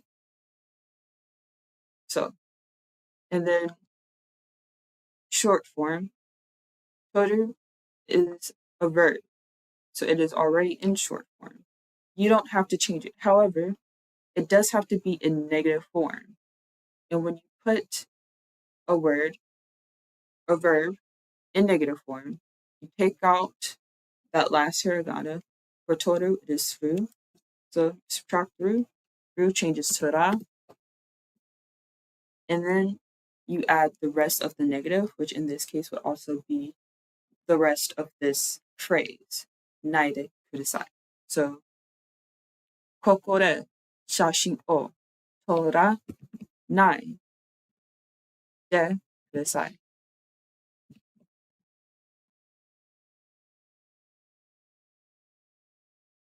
And that means, so please don't take pictures here. So, ここ, which means here, で, a particle indicating that the place mentioned before it, ここ, is the place where the action happened.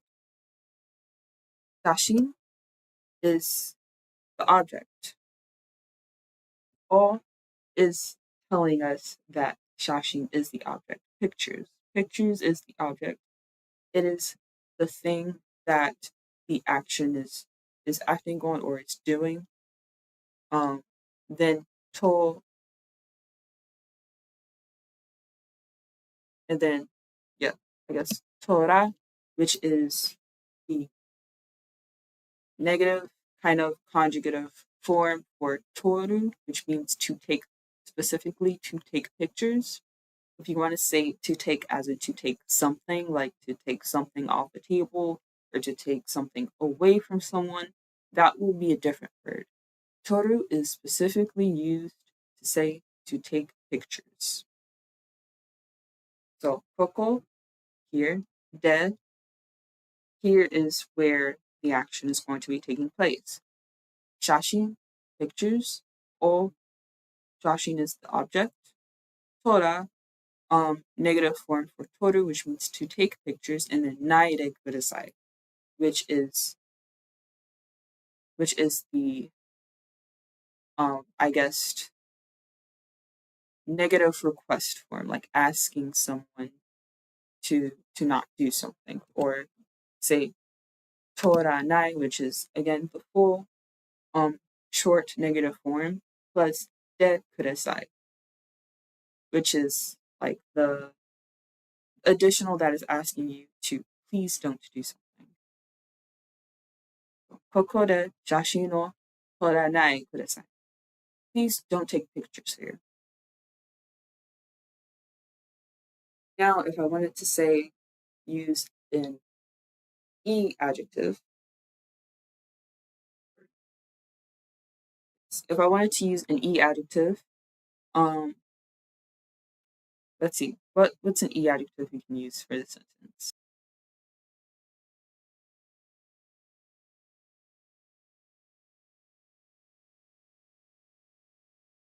Okay, if I want to say please don't be loud, or yes, if I want to say please don't be loud.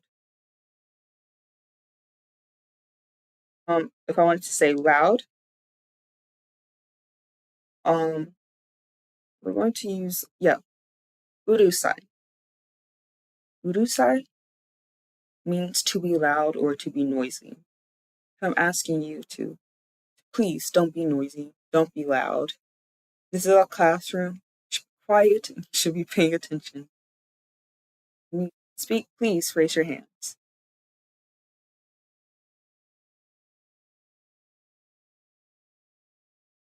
So, if I wanted to say, please, please don't be noisy or please don't be loud. Um, then I would say, uru, sorry, sai. So, sai. Um, I cannot see the kanji, so it's not showing. The kanji's not popping up when I type it.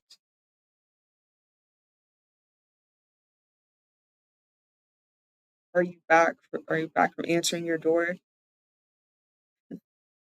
So if I want to say, please don't be noisy, so urusai.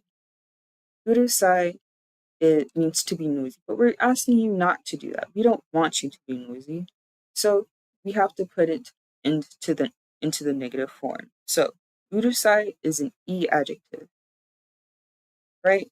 So take out the e. Oh, your uncle is visiting. Okay, good. Now I can have more, more students. That's great. So if I wanted to say, to not be noisy, right? So urusai, take out the e, change it to ku, and then nai. And we add nai at the end. Then add de asai. So urusa kunai de kudasai, which means please don't be noisy. So, or to please don't be loud or don't be noisy. So uru, so we have urusakunai. Yes. So we have urusakunai. So we have, so the short form is urusai. However, this is a negative form. So you take off the e and then you replace it with ku and then add nai at the end. But then you have de kudasai. Please don't be loud.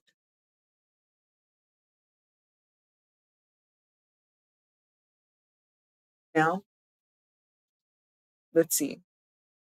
Is anime a bad way to learn certain words in Japanese? No, anime is not a bad way to learn Japanese. I think it might depend on what you watch, though.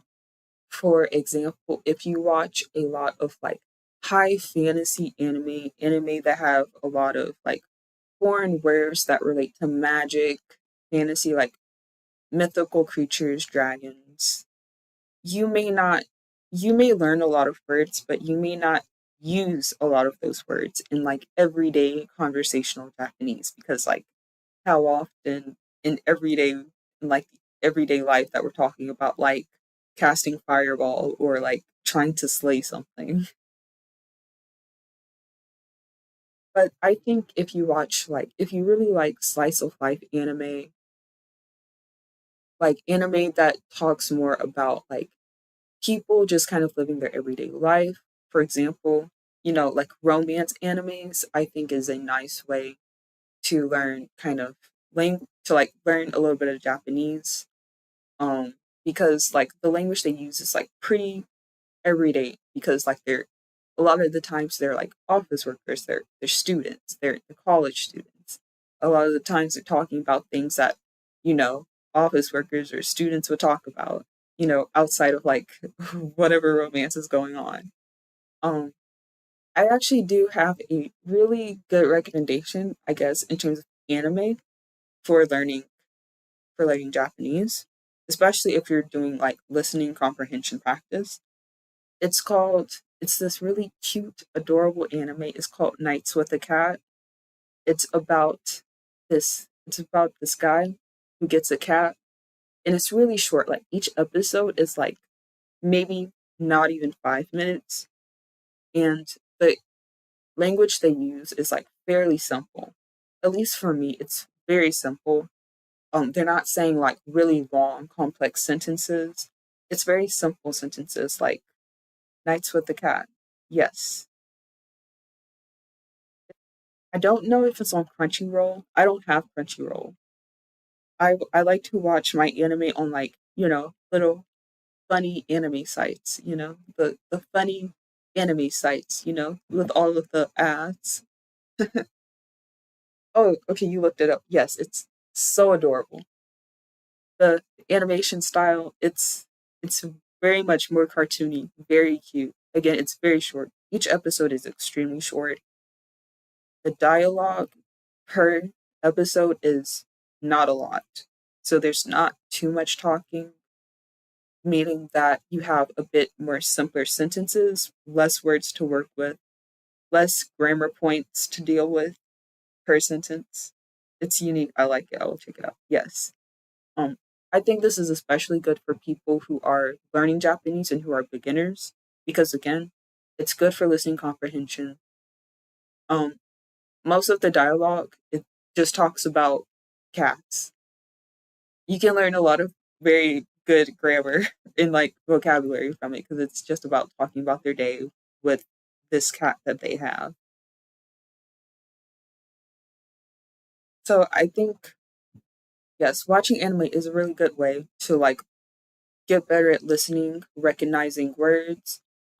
Again, highly recommend like simpler simpler shows. I think kids shows are underrated. People should really take into consideration watching kids shows when learning a language because a lot of the time they tell you how to use the language. Like they explain things to you and also sometimes in kids shows, you know, they they try to speak very straightforwardly. They don't use a lot of slang. They don't use a lot of like double meaning words. They keep things simple because they're kids. It might still be a little complex because granted these kids grew up with the language, but like I still think that kids shows are really good good source of like listening comprehension and learning for like beginners. I got a little sidetracked there. But yes. I think by all means if you want to watch anime to like learn vocabulary or to practice listening or to translate, see how grammar points are used, um by all means you can. Just be mindful of the type of anime you're watching because you may end up finding a lot of words that people don't really use a lot, you know, or the way they speak, for example, may be very exaggerated. There might be a lot of slang, a lot of like casual speech, a lot of like way of speaking that's like very specific to a certain type of person. For example, Way of the Household Husband, where like the main character we follow is like an ex Yakuza member. I'm pretty sure the way he speaks is very is like very like Yakuza centric. Like it's like the stereotypical way you would imagine a Yakuza member to speak. So you wouldn't really want to learn how to speak Japanese through that. Otherwise, you'll end up sounding like a gang member in Japanese. Copying and learning from a rude and disrespectful character be might be bad, right? Yes, to an extent. I say if you know the character is rude and disrespectful, and you're using it to specifically learn like what is rude, what a rude sentence looks like, then that is also a good way to learn. But it's best to learn how to speak politely first. It's best to learn how to speak politely and how to properly speak before you start trying to learn like how to be rude, how to be sarcastic, how to sound disrespectful, and what a disrespectful person in Japanese sounds like. Because conjugations start to become a little different. The way sentences are structured, the way words are conjugated, start to look different. So it's not bad per se, but if you're using that as your foundation, then yes, it is bad. But if you're using it to learn what a disrespectful person sounds like and what that looks like in that language, then I think that's a very good thing. Because people speak in different ways. Sarcasm in English or being rude in English may sound or be worded a little differently in Japanese. So I say it's not so much as bad, just be mindful of it. Gotcha. Yeah. Um back to back to this. Okay, so I enjoy getting sidetracked because it's still related to the language. Still related to Japanese. So do not feel bad. Um so yes. Uru sakunai de or sorry. Uru sakunai de kudasai, which means please don't be loud. Don't be noisy. This is a quiet place. This is a library. Be quiet, please. So that's kind of how you do like short form, like please don't with an e adjective. Now for not adjective, um, let's see, what's an clean?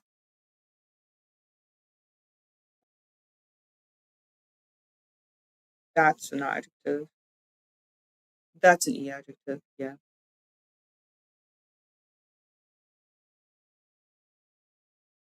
Okay. Okay. Yep. We're going to. Okay. So I had to make sure that this was a not adjective. So say ketsu. Say ketsu means to be clean, hygienic, sanitary. Right? It's an adjective. Um. Actually, wait, no, because you would. Um. Let's see.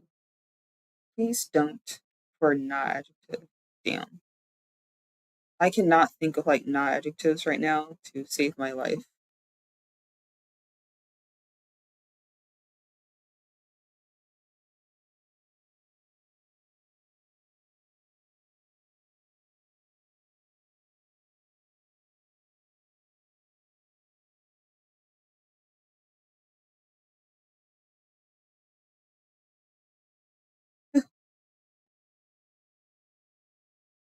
Okay, you know what? Yeah, we're using this word. Why not? Okay, so we all know this word, right? Um, this word is considered pretty mean. Um, you hear it a lot in like anime that's like in high school. Baka. It means idiot. It means fool. It means stupid. It is a noun, but it can also be an adjective. That same word can also be used to say to be stupid, to be foolish, to be idiotic, ridiculous, absurd, all these other adjectives, right?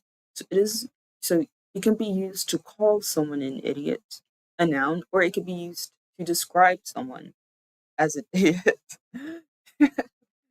Yes, like a like an adjective, right? So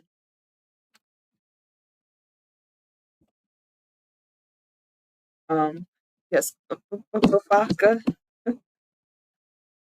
So fucking but yes, so baka. That's what baka looks like. But I want to ask you to don't be stupid. Don't be foolish, right? This is a serious moment in time. I don't need you to be foolish. Please don't be foolish right now. In fact, we're going to ask that. Please don't be foolish right now, right? Right now, to kind of indicate right now or to say right now, you'd say ima. Ima kind of means like now.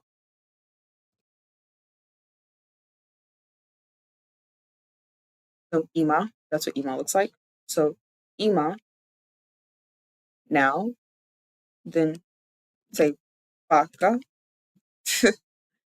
However, this is a not adjective and you're asking someone not to be foolish. So instead, you would turn this into short form negative because you're asking someone not to be foolish right now.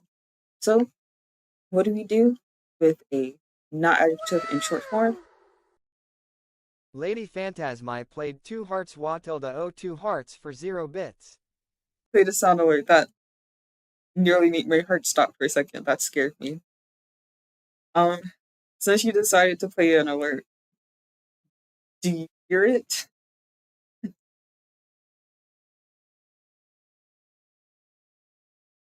Or is it still silent?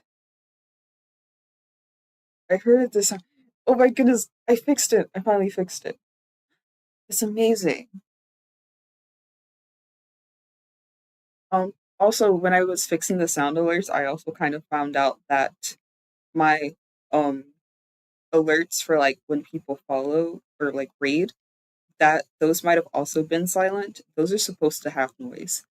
Um, it was supposed to like make like the typical little Twitch sound and then go into TTS. But I don't think you guys been hearing that either for like the longest time. So yeah, that should also be fixed, I think. Um, we'll see if someone follows. I don't know. But yes, ima, baka, and then a not adjective in negative form. Say janai. Add janai to the end of it. And then de kudasai. So please don't be foolish right now. Baka janai de kudasai.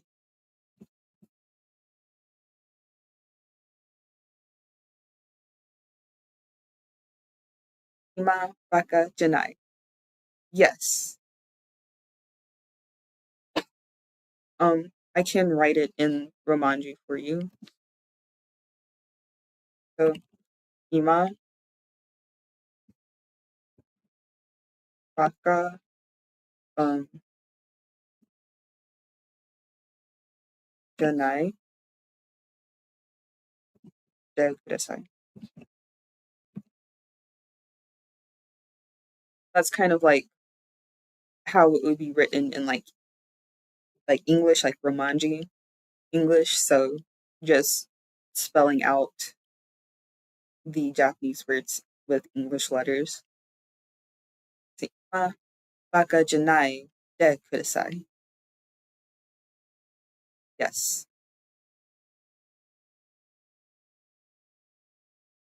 Now, see, if I could write, I'd very easily just be like, I'd be writing the kanji and then the hiragana on top, so you know what it is, and then like the little romaji as well, and it would be really quick. But I couldn't find a way to like write it by hand without like just having like the entire drawing app just show and look like I'm doing an art stream when I'm actually trying to like teach stuff.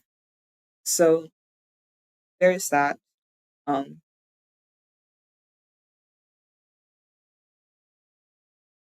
Heck, if I ever do this again, I don't know if I will do this again. This would have to be real popular. Like this would have to be. You guys would have to ask me to do this again for me to do this. Um, but if I ever do this again for whatever reason, um, I might try to explore some other ways to do this to where I can actually write. That means I would probably have to bring out my tablet for this, and my tablet can only last for 4 hours. And then after 4 hours, yeah, that thing's gonna have to charge, and I can't use it while it's charging. But for this, I can do this for as long as I need to and not be set on like a 4 hour timer. But yes, ima baka janai de kudasai. Please don't be foolish. So we did verb, we did an e adjective, we did a not adjective. Now we're going to do nouns. So what is a noun that you would ask someone not to be or to not do?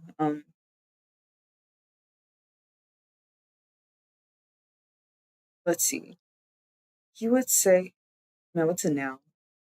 Understandable? Yeah. Oh, I'll be right back. I'm heading to the store. Hungry, gonna grab pizza and cola. Okay. Um, I hope you have a good meal with your pizza and cola. That sounds good. That sounds really good, actually. But yes. So, what's a noun you would ask someone not to be?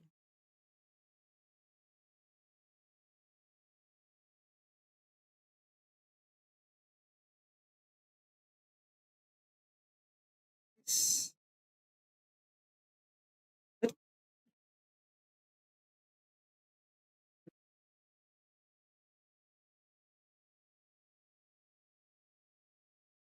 and what could be used as a noun for this example? This is very difficult, actually. Maybe noun, maybe ignorant. If I'm correct, ignorant, I think is a is a adjective. Wait, is it? Can that be a noun though? Is it a noun in? Is it a noun in Japanese? Let's see. Yeah, no. Wait. Um, is that a noun? I just failed English. Just passed. Sorry. Example of a noun. Um, yeah. I think I may have found one that I think could work well with this sentence structure example. Um,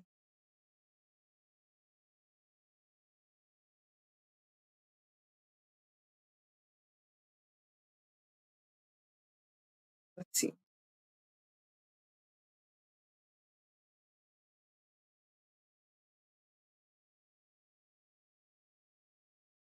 I mean, no, because most nouns would end up being followed by a verb in order to like describe something or to like state its state of being, or typically there's an action being done to the noun. The only thing I can think of is like don't be like a teacher or something, or but that doesn't necessarily make sense. So we're just gonna leave it at these three for now. But do you know that nouns in short form negative are conjugated the same way as not adjectives. So we're going to use the same example, sensei. So sensei, which means teacher. If we wanted to say put that in short form negative, we just add janai at the end of it. Sensei janai. Typically, when you see that in a sentence, it would look like um, Tanaka-san wa sensei janai desu. So kind of meaning like Tanaka-san isn't a teacher. They're not a teacher. They're something else. They might be a student. They might be uh, the principal, a headmistress, or something like that, a headmaster. But yes, and that is please don't in Japanese. Naide kudasai, where you have short form in negative. So toru becomes toranai, and then end it with de kudasai. Next we have no ga suki desu. No ga suki desu. So no ga suki desu.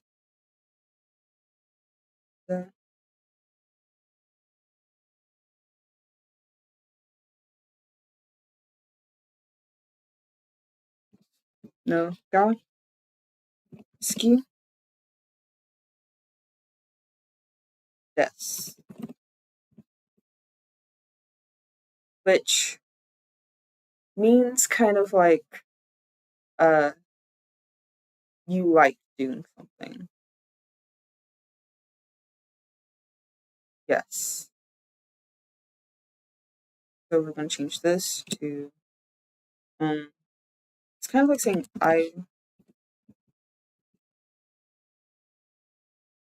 So then, first of all, for no ga skitas, um, it's always going to be a verb in front of it.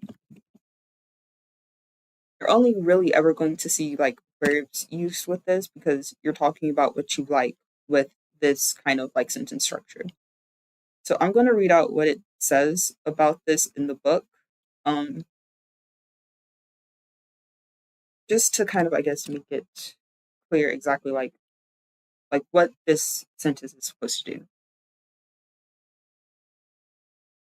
But so for verb noga skidas, short forms. I'm like reading from the book, so listen carefully. Short forms are used in constructions where verbs and adjectives are to be treated as nouns. Thus, thus, watashi wa da da da ga suki desu or kirai desu can, besides describing your preference for items denoted by nouns, such as neko, also describe your preference for activities such as swimming, drinking coffee, and studying Japanese. Add no to a verbal short form to express the idea of doing X. So, that probably sounded a little confusing. The book is always like this. I shall put it into layman's terms, break it down a little, simplify what's saying. So essentially, it's saying that. So essentially, in like basic Japanese structure, right? A lot of times the sentence will say like blah blah blah ga suki desu. I don't understand much of that. I'm sorry. I know. Don't worry. I honestly didn't really understand what it was saying too.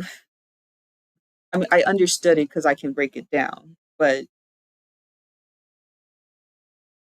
believe me, I that book it's a school textbook. You know it's going to be confusing for no reason. I read it because I wasn't just going to sit here in silence and read it. I was going to read it in front of you guys so you guys knew what I was doing, and then actually explain it to break it down. But essentially, it's saying typically when you say you like something, I like the color red, or I like reading, I like books, you would say whatever you like and then put ga suki desu at the end of it. Ga, whenever you say you're talking about something that you like, whenever you use ski in a sentence, um, this word right here that's separated from everything in the middle, that's ski. That means to like something, right? Whenever you use, or when you're talking about liking something, right? Whenever you use ski, you use ga in the sentence. Oh, like reading, I like that kind of pattern. Yes. So it's kind of has like that kind of meaning. Like reading, I like. So you say like yomu ga suki desu. Means like you like to read, right? However, and then it also mentioned kirei. Um, kirei also means to like. It has like a slightly different connotation than ski though. Um, so let's see. Okay, so if you use a verb, or sorry, so if you're talking about like doing something, right? Like for example, reading, you would say like yomu ga suki desu, right? However, no ga suki desu is used when kind of like how do I describe it? So it says when describing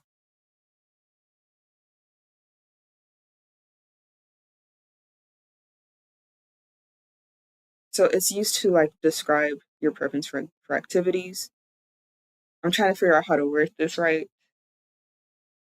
Essentially,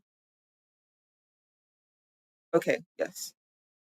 Oh, I remember a scene in an anime called Art- Artist Switch. She listed a ton of stuff she hated and the stuff she liked. The object first and then what she felt about it. Yes. So Japanese has a specific sentence structure that's different from English. Let's see. And in that sentence structure, right? So in English, let's see. We make it so that this is seen. We do that? Yes. Can you see it? So in English, right? How our how our sentences are structured is we have the subject. I don't know how to spell in English. We have the subject, then we have the verb, and then we have the object. And then that's like the grammar structure in English. In Japanese, though, it is different. We still start with the subject, right? We need to know what we're talking about first before we talk about it. However, it is immediately followed by the object and then the verb.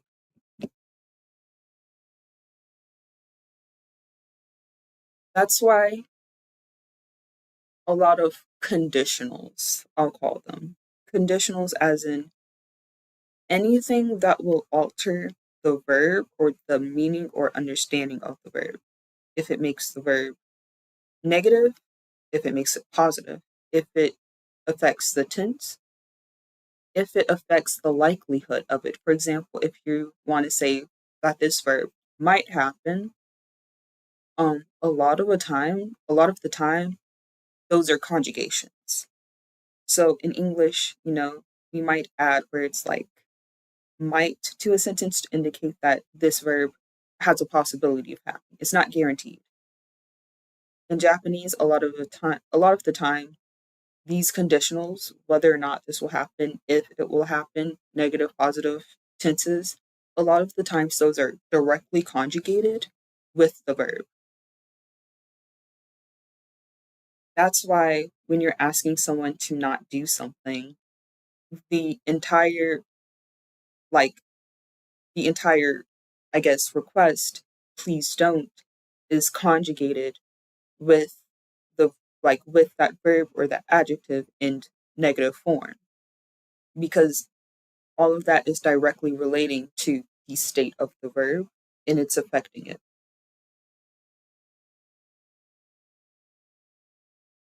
So yes, this is kind of like the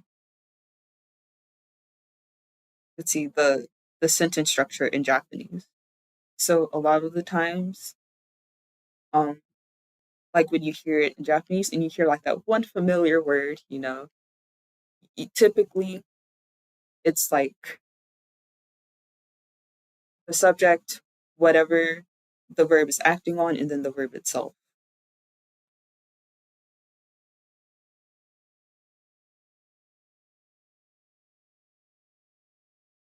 But back to the thing. But so essentially, what Noga is saying, no ga skidas is saying, right? Is essentially saying that like when you're talking about something you like, and that thing you like is a verb, you must add no between like the verb and ga. For example, if you wanted to say that I like red, like I like the color red, um, I would say like watashi, I would say watashi wa, so watashi wa, watashi wa, um, aka is um yeah, aka is red in Japanese.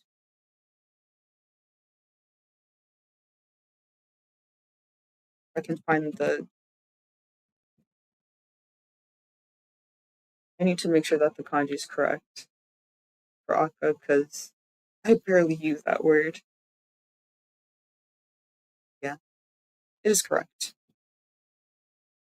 So, watashi wa aka ga ii desu.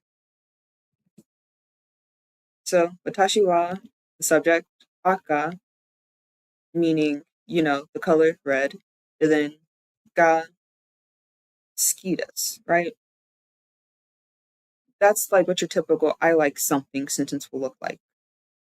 However, if you're talking about something you like, and that thing you like is a verb, for example, you like drinking coffee, you like studying Japanese, you like swimming, then you must add no before ga. So if I wanted to say, for example, I like studying Japanese, I would say again, watashi wa, and then nihon, nihon o, and then ben kyou,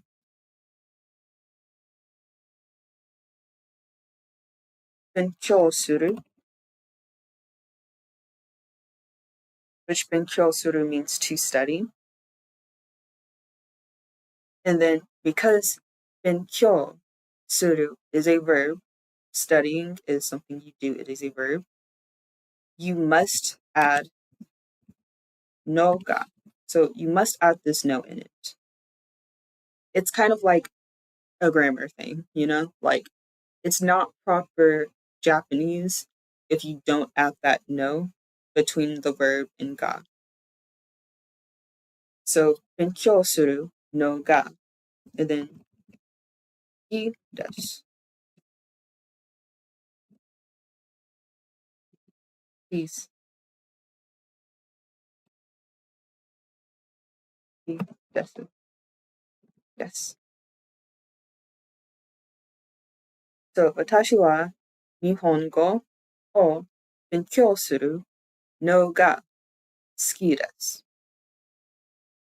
So, essentially, this is just kind of saying, like, if you're talking about liking, like, doing something, you must add no to whatever short form of, like, the word that you're using. Because what no does is that it expresses the idea that you're doing the whatever you like. So, for example, in the first sentence, watashi wa aka ga suki desu. Because it's just ga suki desu.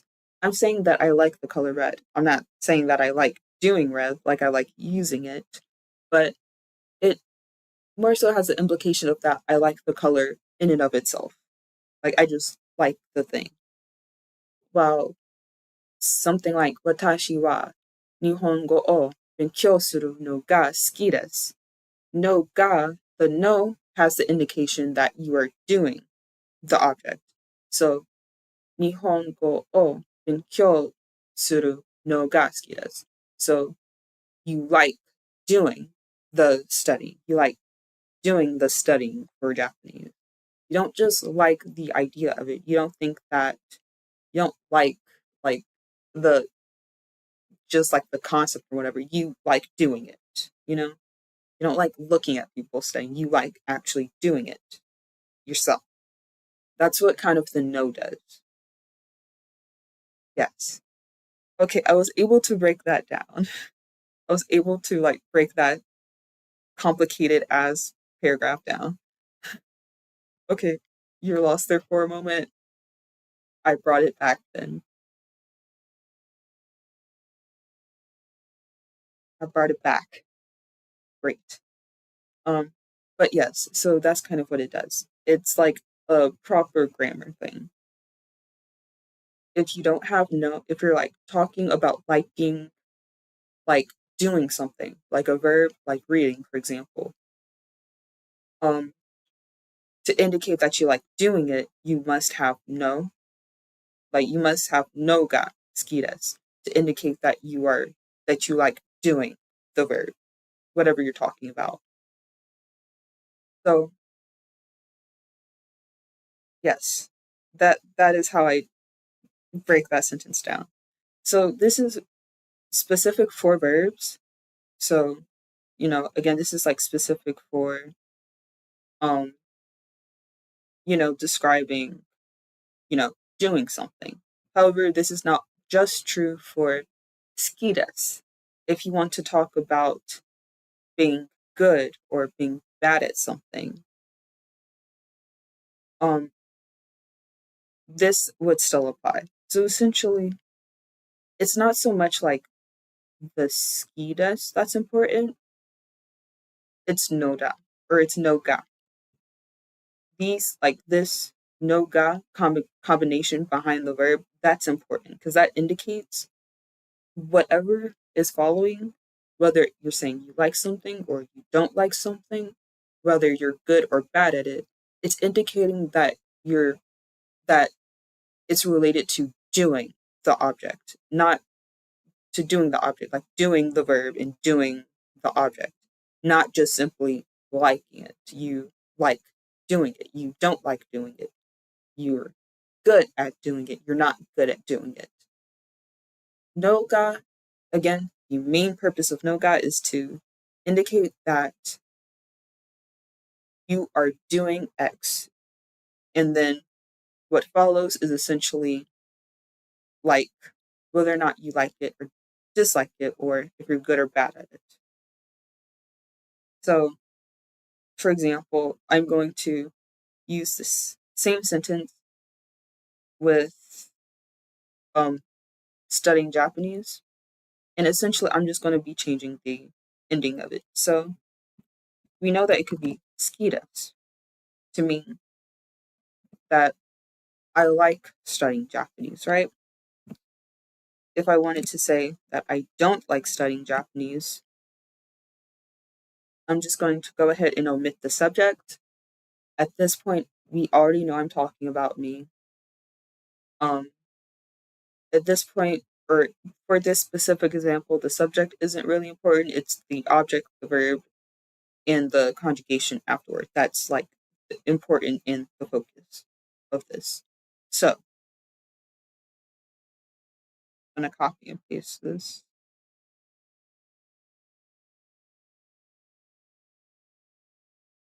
So again, 日本語を勉強するのが, if I wanted to say that I'm not, or sorry, that I don't like it, for example.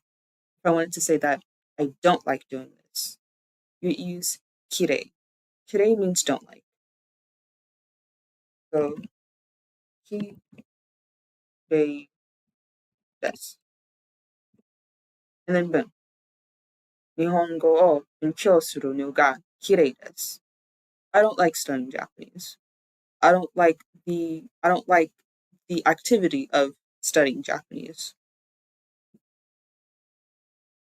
Now, if I wanted to say that I am good at doing something, I'm good at studying Japanese. Studying Japanese is something that I'm good at doing. You would use the word jozu. You might be familiar with the word jozu if you ever heard the meme. Um,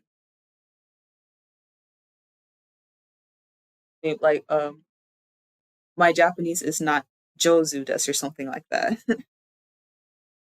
If you ever like heard that meme, jozu means to be good at something, and having no ga indicates that you are good at doing whatever, at doing X. In this case, studying Japanese. I don't think you've ever heard that meme. Oh, well, sometimes as a joke when people are like talking about Japanese or whatever, as a joke they'll just be like, "Oh, like my Japanese is," they're like, "Oh, no Jozu desu," or something, or like, "My Japanese is not Jozu," which is kind of like a joking kind of way to be like, "Oh, I'm not good at Japanese," which I mean, is kind of correct, but it's supposed to be kind of like in a joking way because it's like you're saying it in English and then like the only word in Japanese is to say you're good at something, which is jozu. So like, sorry, my Japanese isn't jozu. I'm not good at it. Sorry. It's supposed to be like a funny little joke. Um, I don't know if it's actually a meme or if it's just like a joke that exists, but um, I've seen like things about it. People in my class, like other Japanese students, will sometimes, especially like in the beginner classes, or like when you're talking to like an advanced student who who's just like, oh, I'm not that great at Japanese. Sometimes they'll say it as a joke, like, oh, my Japanese isn't Jozu desu. So yeah, it's just kind of like a little joke. So yes, if I want to say that I'm good at it, Jozu, which that's how it's written. So I'd say 日本語を勉強するのが上手です, which means that I am good at doing the studying for Japanese. And then if I wanted to say that I'm bad at something, I'm not good at it, I'm bad at it. Or you're poor at doing something. The word for that is heta. So it would be 日本語を勉強するのが下手です, which again means to not be good or to be bad at doing the studying.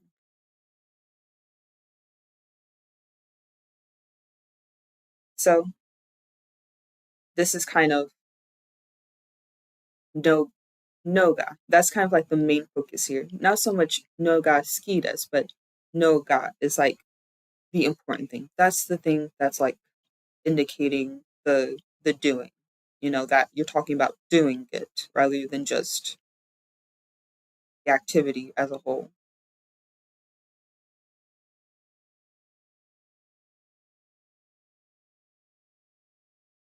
Okay, so let's see. What's after noga?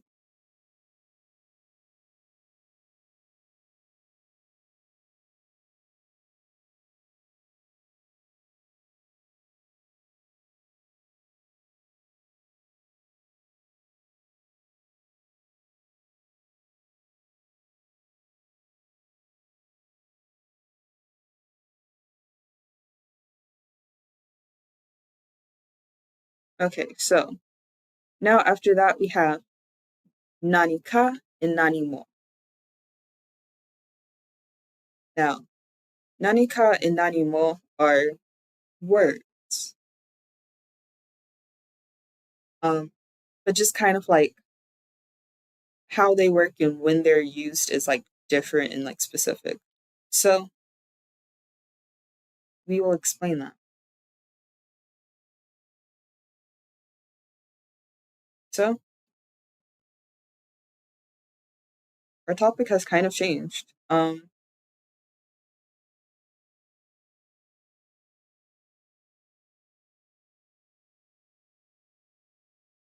please.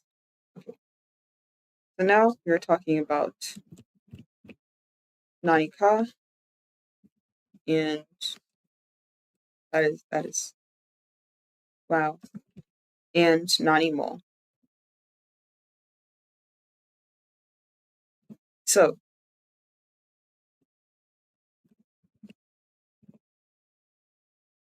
okay, there we go. So if you've ever heard of the word nani, if you haven't, how? How are you watching anime? How are you watching VTubers and not know what nani means? Like the whole like nani's literally a meme. Um, if you don't even know that meme, then like what are you doing? But for people who may not know, nani means what? It's a question word. You've heard of it? Okay, good. Nani. So nani means what? It is a question word. If you're asking what is something, you would use the word nani. Or sometimes it's worded as nan instead of nani. It just kind of depends on the sentence. It's confusing. Like English. It's confusing like English. So trial and error. It's what I do. It's a combination of trial and error and doing what sounds right. But for nani ka and nani mo, these are words that are used in like specific instances. For example, um, let's see. Let me type it out for you. So you have nani, not nani ko, nani ka, right? And nani ka means like nani ka means something.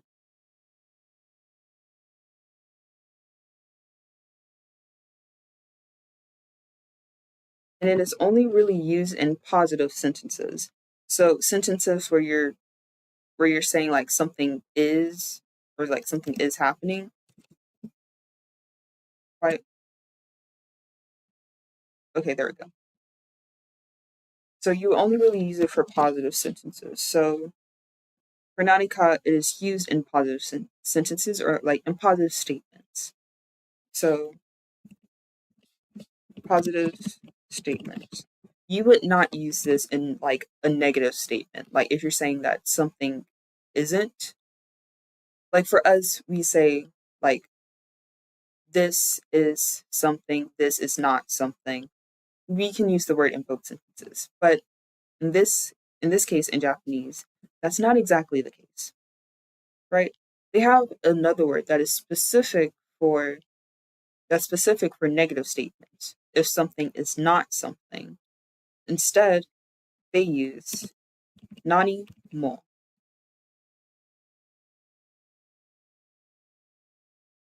And nani mo means anything. So if you're nani ka, is it nani mo? So nani ka it is, nani mo it isn't. Yes. Um, kind of like that, yes. So but more so these things actually kind of have like actual words. So like nani ka means something and nani mo means anything. And you kind of think of it like this, right? Something is kind of like how do I describe it? I'll try to keep this simple and straightforward, right? So nani ka means something. Something is used in positive statements only. So like if you're translating a sentence or something and or translating like a Japanese sentence into English and you see nani ka, is probably a positive statement. Nani mo, in like you would roughly translate that to something. Nani mo means anything, which is used in negative statements. And it gets so much more clear once I start doing an example sentence. However, there's something confusing about nani ka.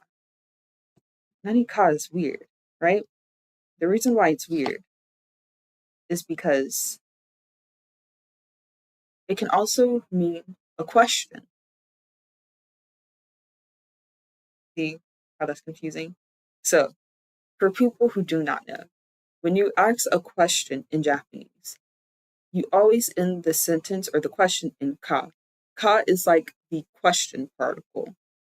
It indicates, especially if the sentence is written, it indicates that the sentence is a question. This is because in Japanese, question marks do not exist. So while in English, a question mark would indicate that the sentence was a question if it was written down, in Japanese, they did not have question marks. So to indicate that a question was a question, especially if you were reading it, they would add ka to the end of the sentence. So if I wanted to say, um, what is this? Like if I had something in my hand and I asked, what is this? I would ask, これは何か? And that would sound like this is something. But in Japanese, like in English, when we ask questions, we have a little inflection in our voice. Our voice kind of goes up. Like, what is this? It sounds like a question because our voice goes up. In Japanese, it is very similar. So when I ask a question, their voice will also kind of go up at the end. これは何? Or, sorry. これは何か? Or, これは何ですか? Kind of hear like how my song kind of goes up at the end as if I'm asking a question. And that's kind of how it sounds like in Japanese. Their voice will also go up at the end. So, so that is kind of something to look out for. At that point, it's like a combination of like paying attention to like the person's voice, like noticing whether or not they sound confused or if they're saying a statement, and then context clues. So an example um of like these words and their uses, like the type of sentence you would see them in. If I wanted to say the cat brought something, I don't know what they brought, but they brought something. There's something in their mouth. They're holding it, probably giving it to you. It's probably like a dead rat or something they caught out in the street. Who knows? But the cat brought something, right? This is a positive statement. This is a positive statement. It's not a question and it's not a negative statement. It's a positive statement. The cat did something. It's pretty straightforward. So if I wanted to say the cat brought something, I would say neko. I would say neko and then use ga. So you say neko. I did not. So you say neko ga and then something because something is obviously the object here. Because remember, verbs go last, right? So neko ga nani ka.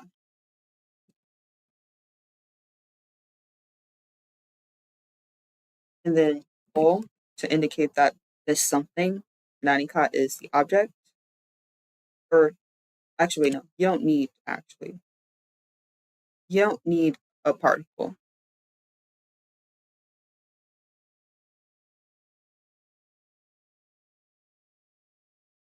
Let me read this just to make sure.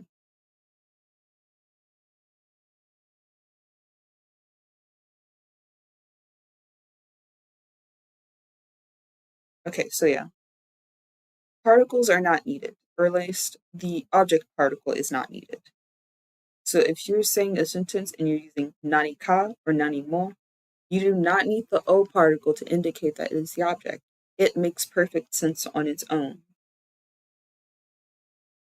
So instead, it's nani ga, or sorry, neko ga, nani ka, and then to say they brought something, you would say mo.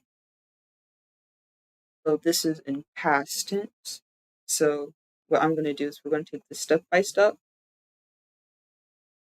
to kind of tell you like how I guess to break it down. I guess like how it gets conjugated that way.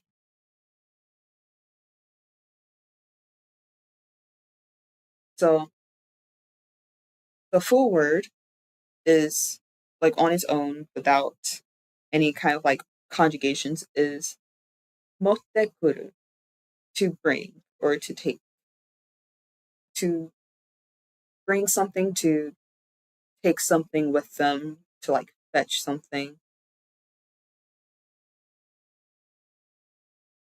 It's motte kuru. Yes. So it is written like this. Mo te kuru.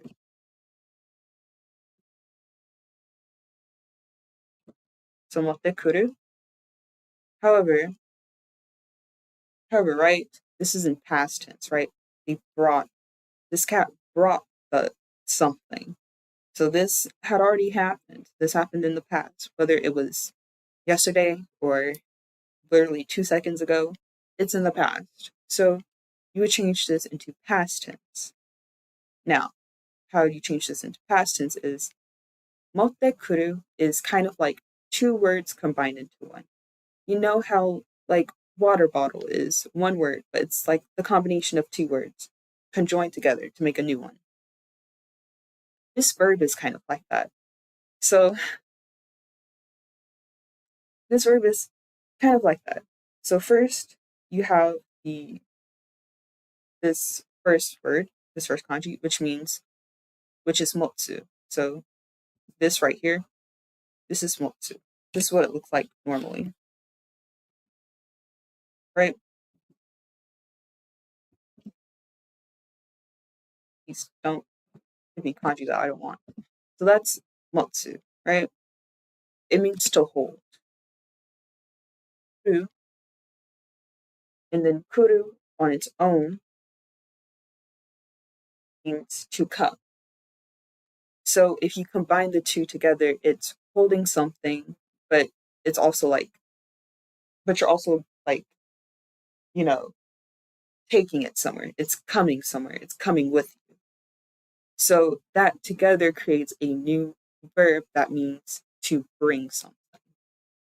So motsu turns into motte. Yes, motte. And the reason why it's motte is because think of it like this. Motte is like te form. We call this the te form. Te form is like saying it's happening right now, almost. Te form, when you use te form, you're saying this verb is happening right now, at this very moment. It's like present progressive, it's like ing, right? Which, if you think about it, it makes sense because if you're bringing something with you, you're holding it while it's coming with you. You're actively holding it right now as you're coming back with it. So motsu becomes motte. And then kuru changes into its past tense, right? Because this is a negative sentence, right? Yes, you are holding it as you're holding it right now, ing, as you bring it back. But that action of bringing it back, of bringing it with you, of it coming along with you, happened in the past, right? So then kuru conjugates into a negative form, and kuru is an irregular verb. Remember irregular verbs from school? Remember how much we hated them because it was like a unique rule for like every single fucking word that was on that list, and there were so many of them. Well, guess what? Kuru is that one irregular verb for Japanese. They don't have a lot. They have a couple, but in terms of verbs, there aren't too many. Kuru, I think, is like the most common and maybe only irregular verb you might come across in like everyday life in terms of like speaking Japanese. I think they have irregular verbs, but they don't have like a shit ton of them like we do. Most irregular verbs probably just end in kuru or something. So kuru in negative form, right?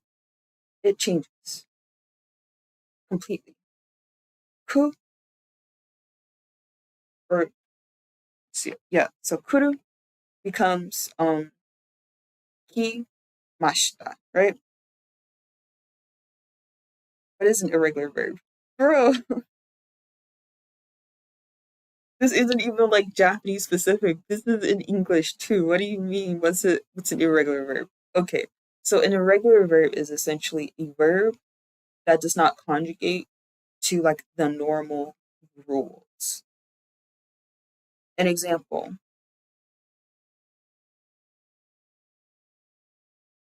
The normal past tense rules for like verbs, right? I know that's how it's it's fine, it's fine, it's fine. Okay, so for example, past tense, for example, right? If you think of words in past tense, the typical rule is you add ed to the end of it. Need becomes needed. Um, yeah, that's the only one. That's the only normal one I can think of. That shows you how many irregular verbs we have in English. But the general rule for past tense is that you add ed to the end of it. That's the normal conjugation. That's the normal conjugation. That's how it's supposed to go. But we have a shit ton of irregular verbs in English, meaning that we have a shit ton of verbs that do not follow this rule. Run becomes ran, swim becomes swam, drink becomes either drank or drunk. I don't know. One of those fucking two. That's like kind of like what an irregular verb is, essentially. And kudu is an irregular verb. Um, it does not follow the typical rule of like changing into past tense. It the entire word just like fucking changes. Um, but we'll be doing this in long form because that's what the example fucking says, and that's simple. So, well,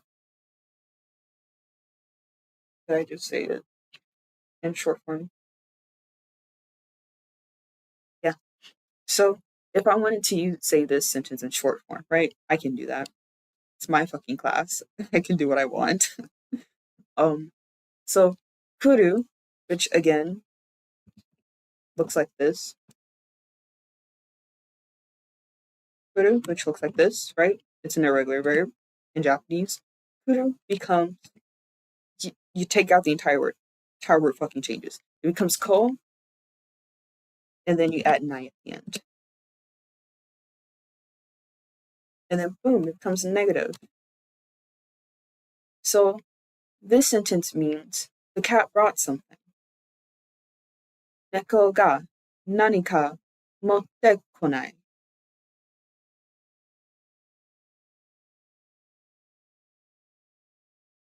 Right? So break it down, right? So neko means cat. We all love nekos, right? Ga to indicate that um cat here is the subject. Then we have nanika. That means something. Then we have motte konai, which means to have brought something back, to bring something back in past. Wait, wait, why the fuck is this a negative? Fuck, that's my bad. I put in negative. That's wrong. But no, to change it into past tense, it becomes imashita, right? Okay, now let me explain this. So konai is negative tense. Kimashita is past tense. The ku becomes ki.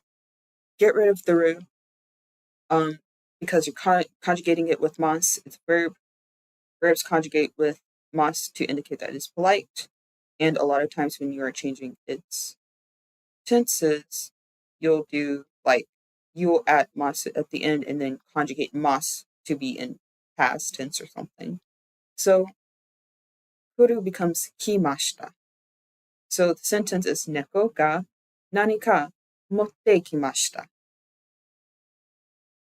which means the cat brought something.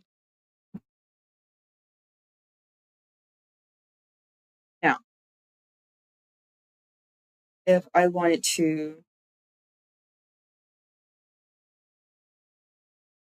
say this in a question, right? Or sorry, okay, yes. So if you want to say use the question, right? Nanika is still used in questions.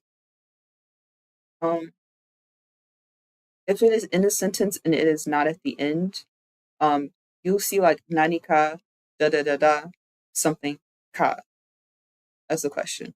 Um, to show you an example, did the cat eat anything? The cat eat? Like, did they eat anything? Did they eat their cat food or a bone or the fish that you left on the table like 2 hours ago that's now missing? Did the cat eat anything? Um, well,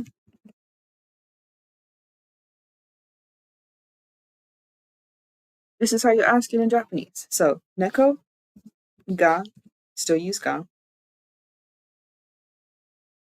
Oh, sorry, neko wa. Do not ask me the difference between wa and ga. The teachers say it's confusing. I think it's confusing. My linguistics teachers was like, it's confusing. We live and we learn. It's a trial and error thing.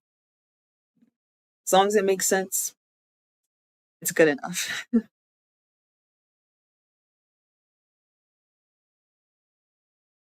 But neko wa, then we have nani ka. So nani ka has returned. Uh, uh, have a question. If I made something confusing, tell me.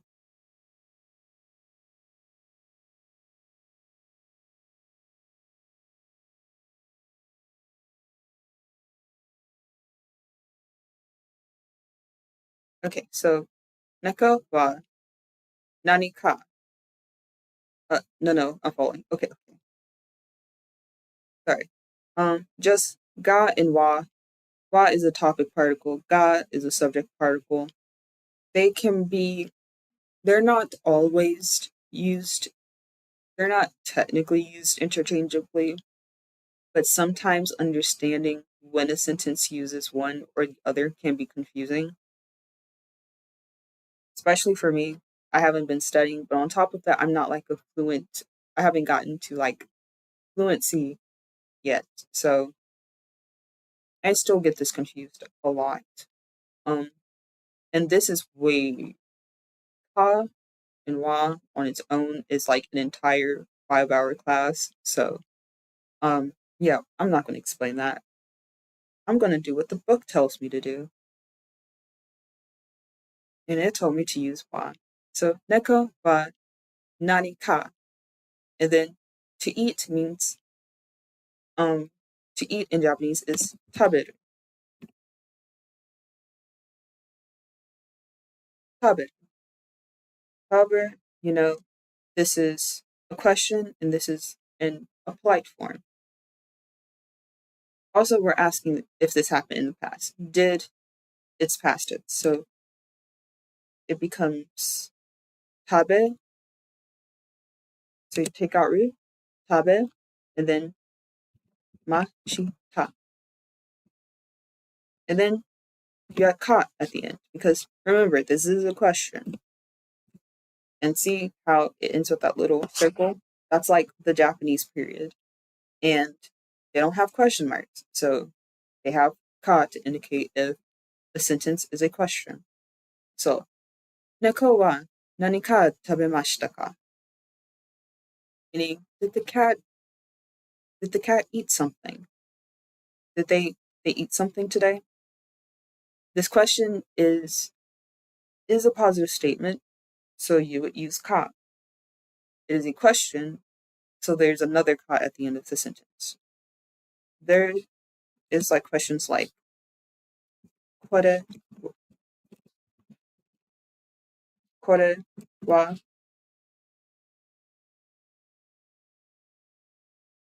wa, and then it's literally just nani. And sometimes that can be a little confusing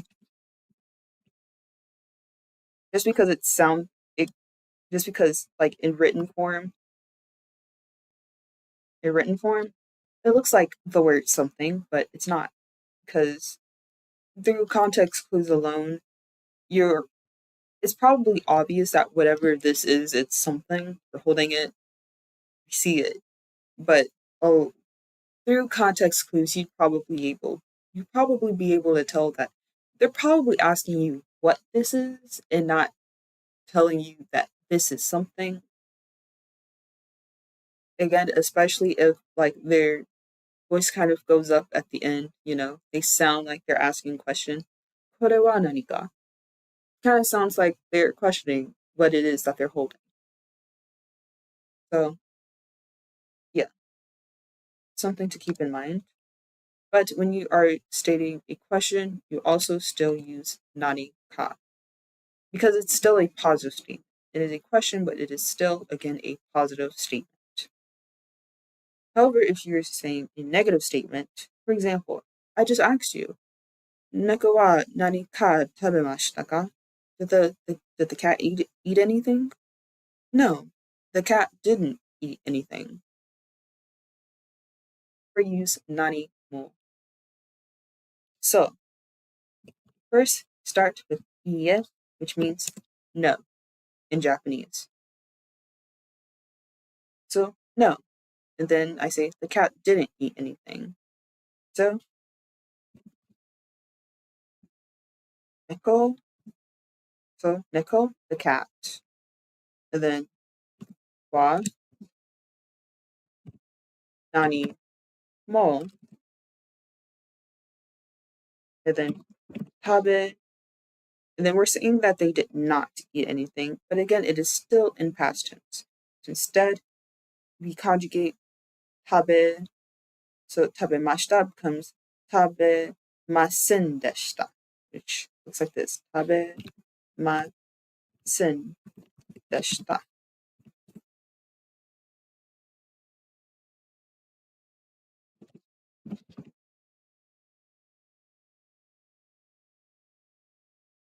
So iie, neko wa nani mo tabemasen deshita. No, the cat didn't eat anything. So this is like a little exchange, right? So start from the top. Neko ga. So first in English rather, and then in Japanese. So the cat brought something. Did the cat eat anything? No, the cat didn't eat anything. Or for the question you could say, did the cat eat something? No, the cat didn't eat anything. So, 猫が何か持ってきました。猫は何か食べましたか? いえ、猫は何も食べませんでした。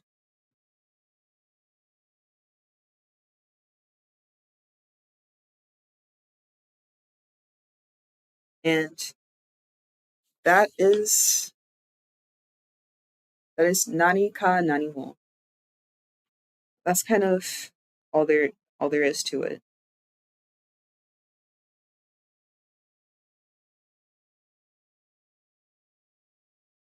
Okay.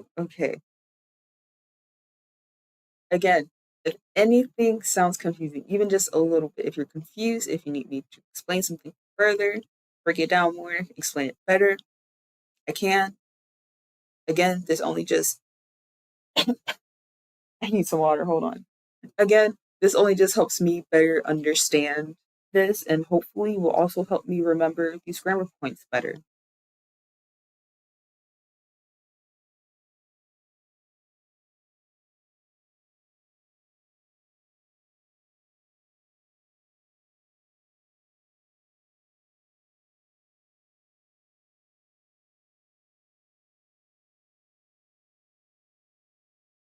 Okay, so now that that is done,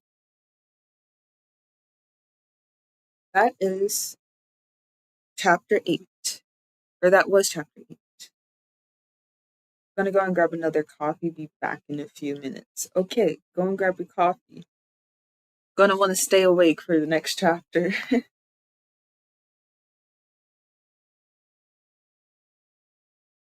I've seen some very fun things here that I have some vague memories of. I do remember studying a lot of this.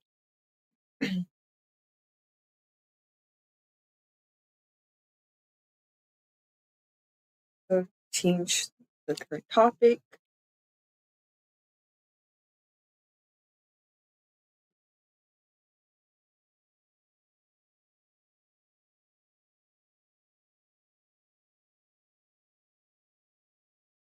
Short form.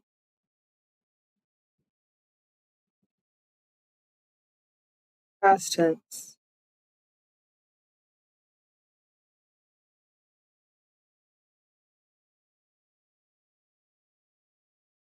Affirmative and negative.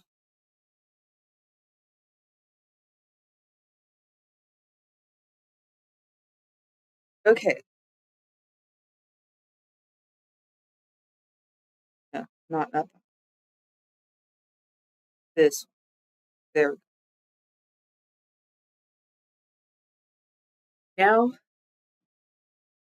this is chapter 9 of this book that I'm on, the Genki book. Genki 1. Genki 1 to be specific. So, to talk a little bit about, or to go over some of the other, grammar points we might be talking about, we again will have to revisit short form. However, instead of going over its conjugations in present tense, this will be past tense.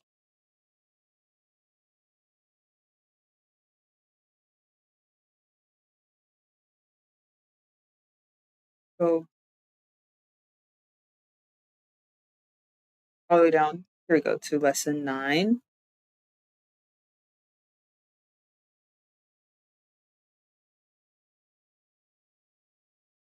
And grammar.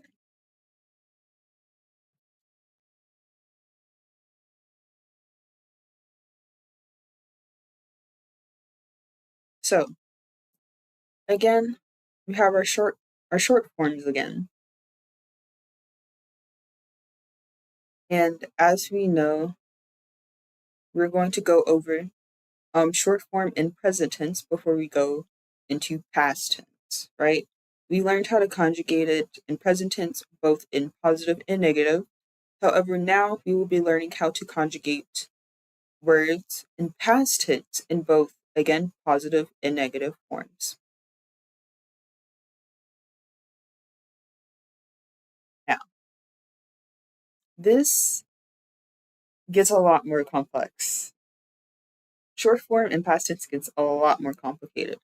I always struggled with remembering this, and this is a well needed review.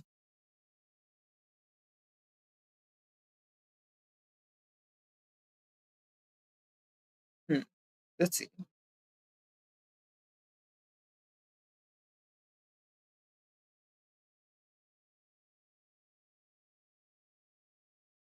Wow, class has been going on for 3.5 hours.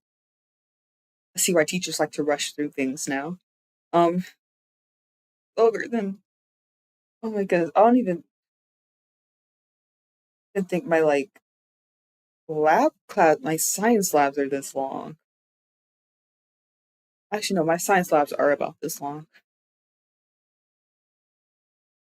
Let's see. If I start another chapter, we're probably going to be here for another 6 hours. And nobody wants to be in a single class for 6 hours. I mean, maybe me, if it was Japanese or Chinese, I probably would. But not everyone is me. So I think what we can do, right? So we're gonna save this for another time, if there is another time. Instead, I think what it would be really good to do is to practice what we learned and then to also utilize some of the vocabulary from the chapter that we just finished, which was chapter 8.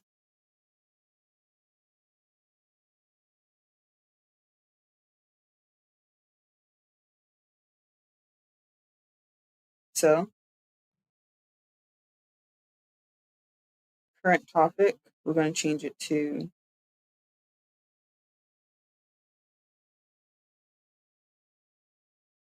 what is it?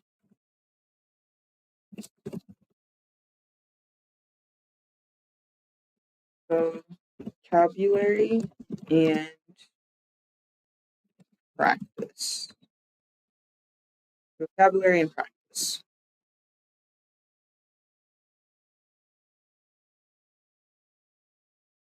Your review over what we just went over. So, To mention again everything we went over, we went over short form, present, affirmative, and negative short forms for verbs, and not adjectives, and nouns. We also went over using short forms, and I think I said sentences, um, requesting someone to not do something. So please don't sentences, which is naide kudasai. Sentences where you talk about things you like to do. So no ga suki de, no ga suki desu. And then we also went over nani ka and nani mo, which means something and anything.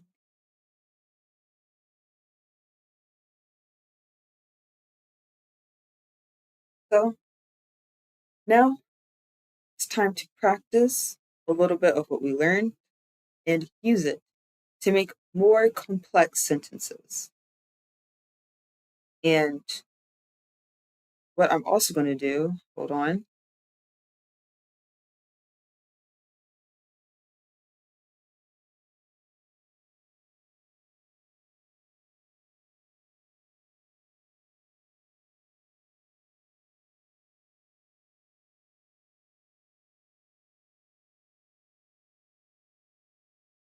I'm also going to bring some of my notes, some of my older notes, specifically the notes that talk about making longer, more complex sentences with like different words, different parts. Um,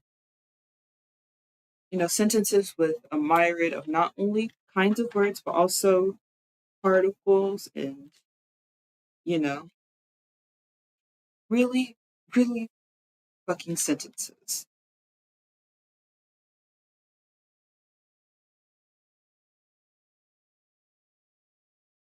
This is just to make sure that as I write my sentences, I make sure that I keep the sentence structure okay.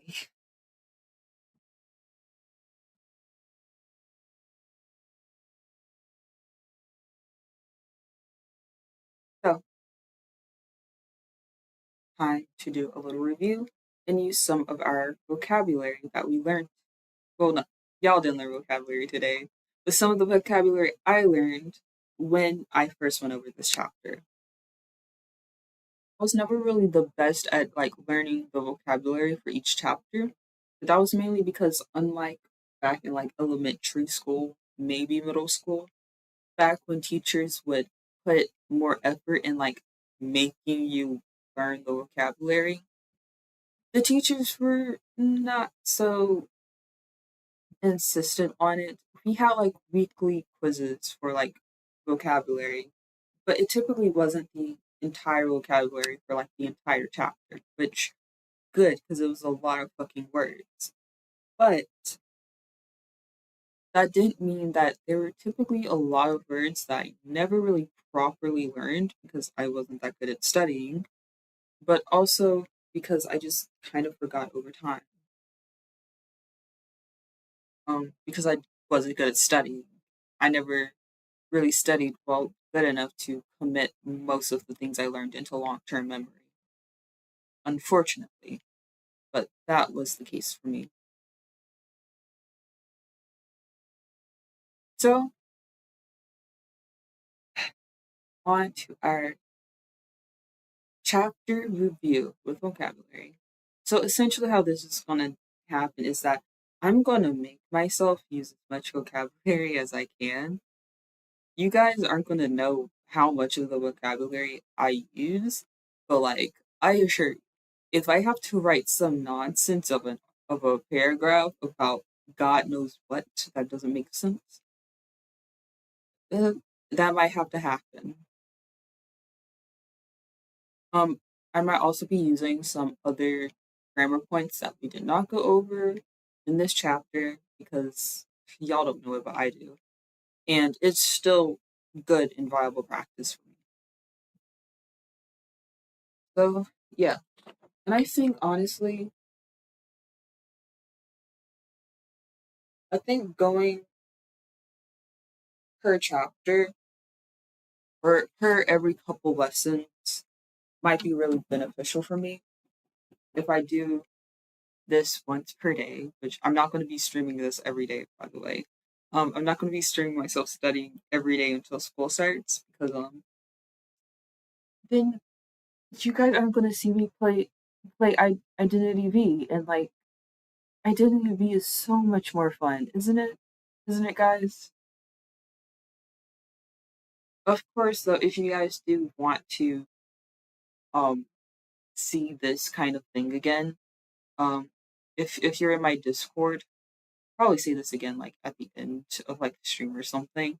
But if you do want to see this type of thing again, um, you can tell me in my Discord. I have like a little text channel titled Ideas and Feedback. And if you want to see more of this in the future, tell me in the Ideas and Feedback channel. And I will take that into consideration and try to plan more of these.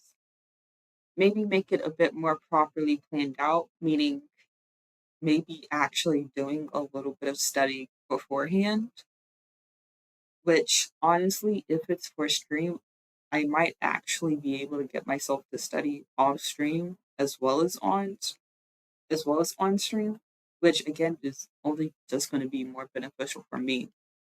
Because I definitely did think about studying before stream yesterday and earlier today as well.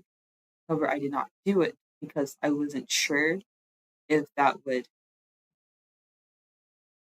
hold up with like the idea of like I'm learning everything again. But I think for the sake of helping myself review and teaching you guys as well, I think it'll just be more beneficial for everyone if I actually do a bit of review and studying beforehand. So again, vocabulary. Um, I'm actually going to change this title again. Um, again, the current topic to other vocabulary and review, just review and practice. Review and practice.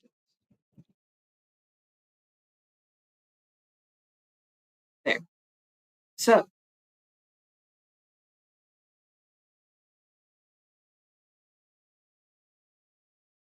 let's see. I had an idea for how to do prompts. I tried to look up a lot of prompts for like practicing languages, but most of the prompts were either really simple, like, what's your name? What do you like? What are your hobbies? And then more of some of the more complex prompts were like advanced level, like, so what are your thoughts on today's society? What do you think would help with poverty? And I'm like, that's way too fucking advanced of a speaking prompt for me. I don't even know how to say poverty in Japanese yet. So, um, I'm going to make up my own little prompt, you know, instead of just being like, oh yeah, so I like this and these are my hobbies. Instead, we're gonna write a little story. You know, we're gonna do a little short story. You know, there might be some characters in here. Um, and you know what? These are gonna be my characters, not the characters from the book. Okay, they're gonna have like whole ass stories and personalities. And I just think, for me personally, this will make it a bit more fun to do like the actual like practice writing portion of this.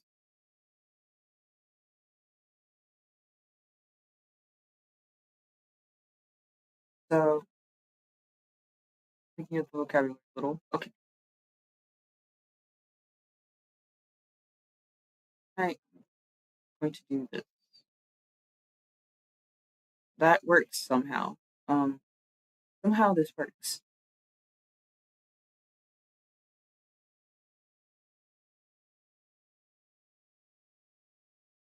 How does this work? Um, okay. So practice sentences.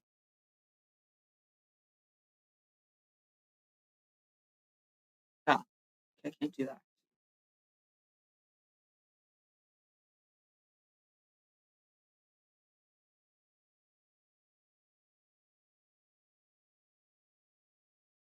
Okay, so practice sentences and review. So again, we went over short form. I think I said sentences. Please don't sentences. Um, saying things that you like to do, and nanika nanimo. So I'll just be writing a bunch of sentences, breaking them down and explaining it. Um, explaining as well as new vocabulary and new words and that I'm using, and so on and so forth. So,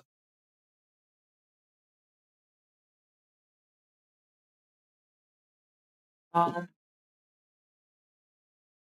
and also if you guys want to like give me sentences to write, you can.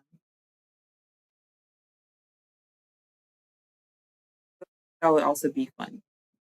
You guys can just give me wacky sentences. Um, yeah. So, first sentence. That is not what I'm trying to do.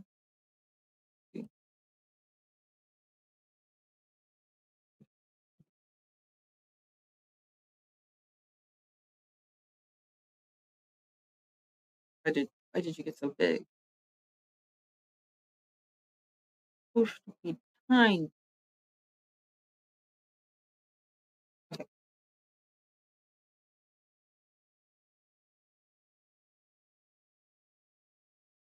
So then I'll also be kind of looking up some vocabulary too, because again, it's been a while.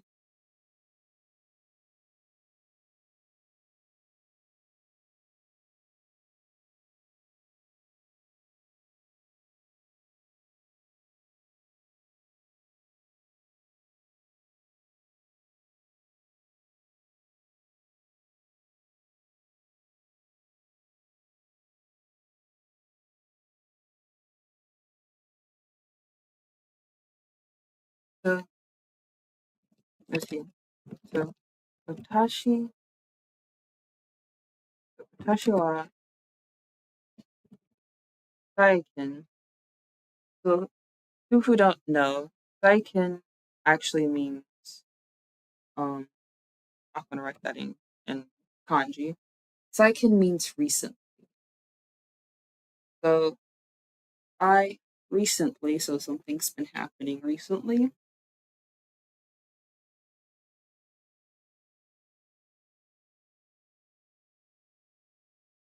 So tashi wa saiken video.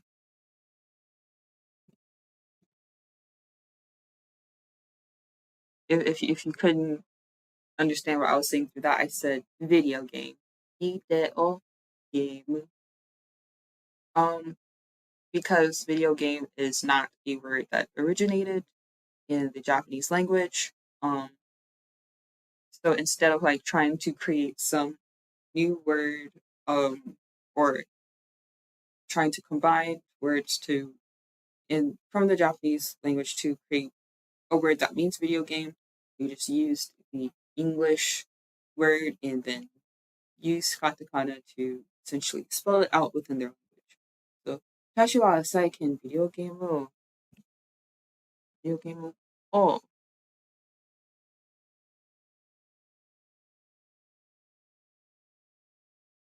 run the ad. Takusan, which means a lot. Actually, no.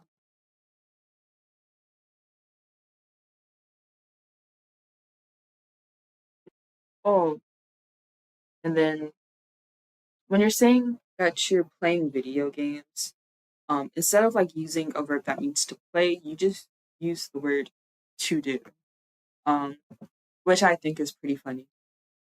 So, video game. Oh, ます. Or, yeah. 知っています. Rather. So this sentence means that I recently have been playing video games. I wanted to say I've recently been playing it a lot.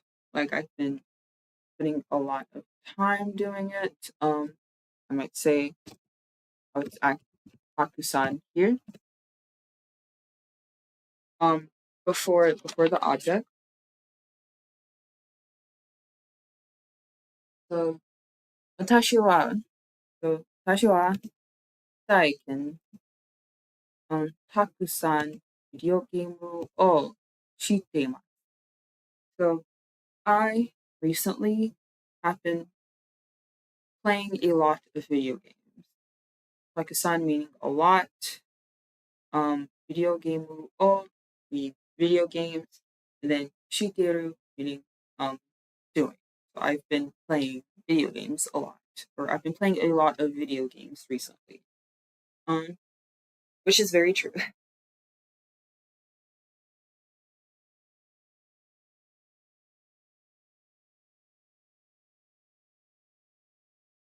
And I think we all know the games that I've been playing the most out of all of them.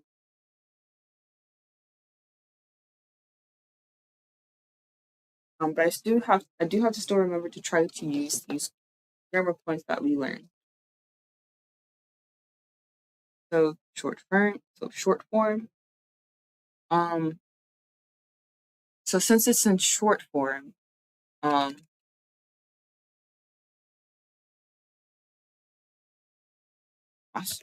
whatever. So since it's in short form, um, yeah, I could write this in sheet theater. Okay.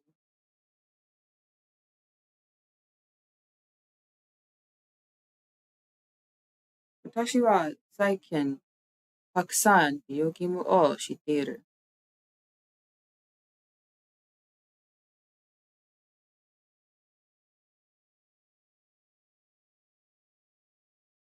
So let's see, to make this, and then if I wanted to use no ga ski, um, or yeah. So recently I've been playing a lot of video, um, especially Identity V. Now I want to say especially, like above all the games I play, I've been playing this one the most, especially Identity V, especially in Japanese would be koto. So kotoni, which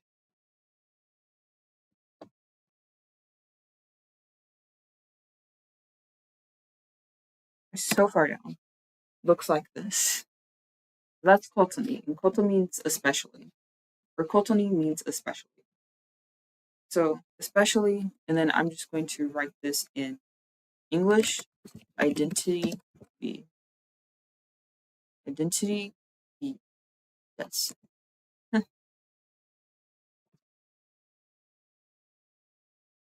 Special identity B. Yes.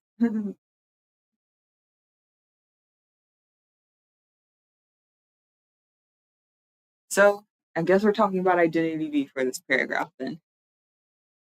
So I will like space this out later. This is what Japanese looks like. It's just a string of fucking letters, and you gotta try to figure out which is its own word and which is separated, which is not.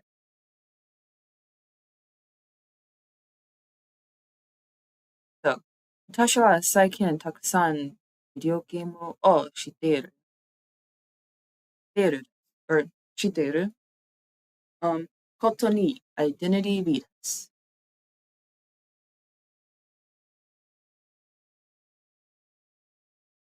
Then if I wanted to say, um, I usually play Survivor, or I usually play. I like to play a Survivor. I think so. To play as something that is,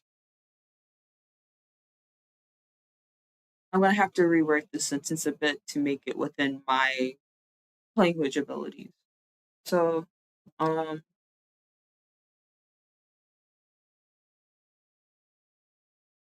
I'll say in Identity V. So within the game, I usually play as, or yes, in Identity V, I usually play Survivor. Um, I'm not going to try to figure, not going to, I could,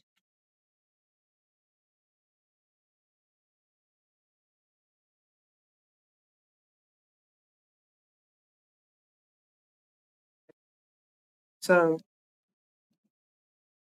again, Identity,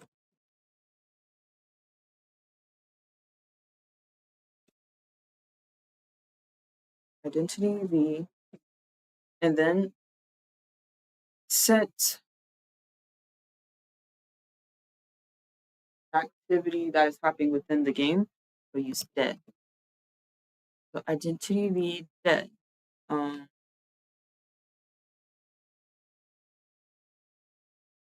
um, let's see, then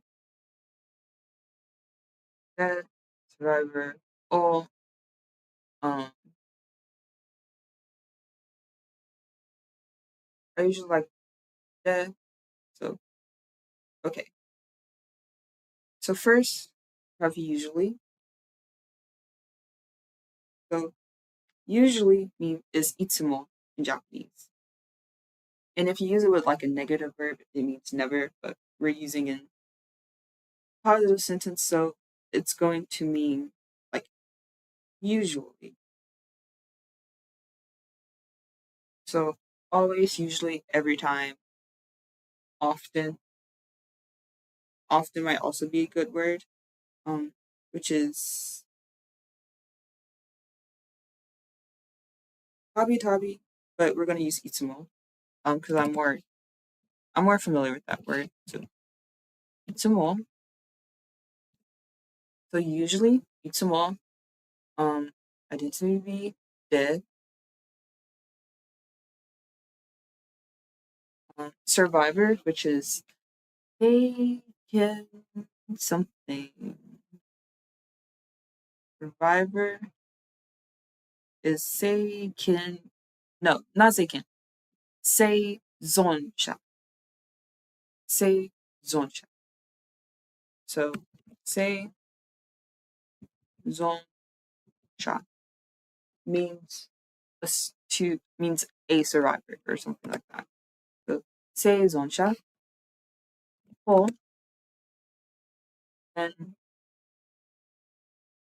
if I wanted to say, for example, I usually like to play the survivor in this, like in Identity V. Like say usually, itsumo Identity V de, um, seizonsha o. So right here we kind of have like two verbs, right? But we kind of already know, but we kind of already know what to do when you're saying like that you like doing something, and like that something is like an activity or a verb, right? You use noga. So I'll say oh, and then the verb, which is I'm going to be using to do, because again, we're kind of talking about like playing a game. So we use suru. It's in its short form, so you don't touch it. And then no ga, and then we like to play as a survivor. So ski. Yes. So いつもアイデンティティで生存者をするのが好きです。Look at that.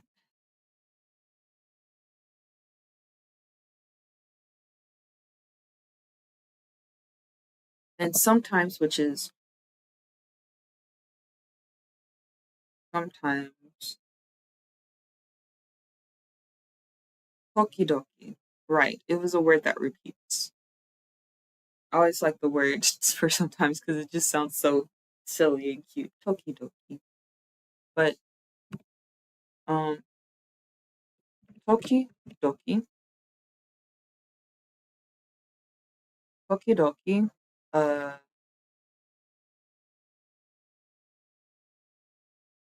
I sometimes am not good at it. Or I'm not good at it, right?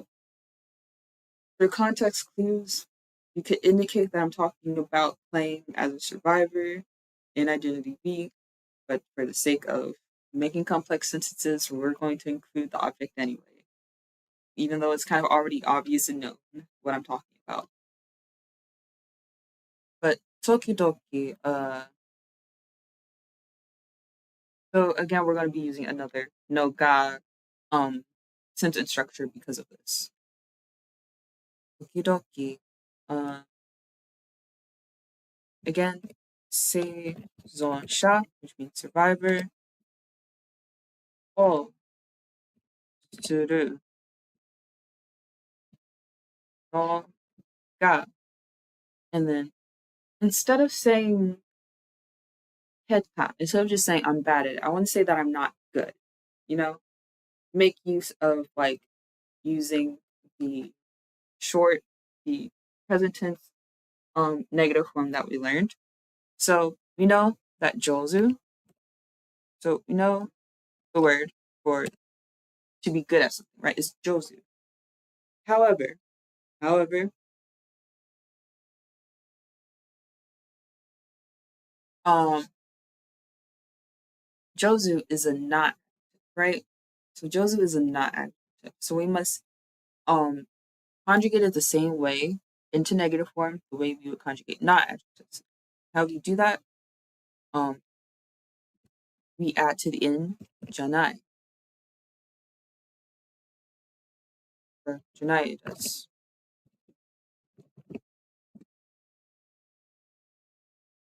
So let's see what we have so far, guys. So, 私は最近たくさんビデオゲームをしている、ことにアデニビです。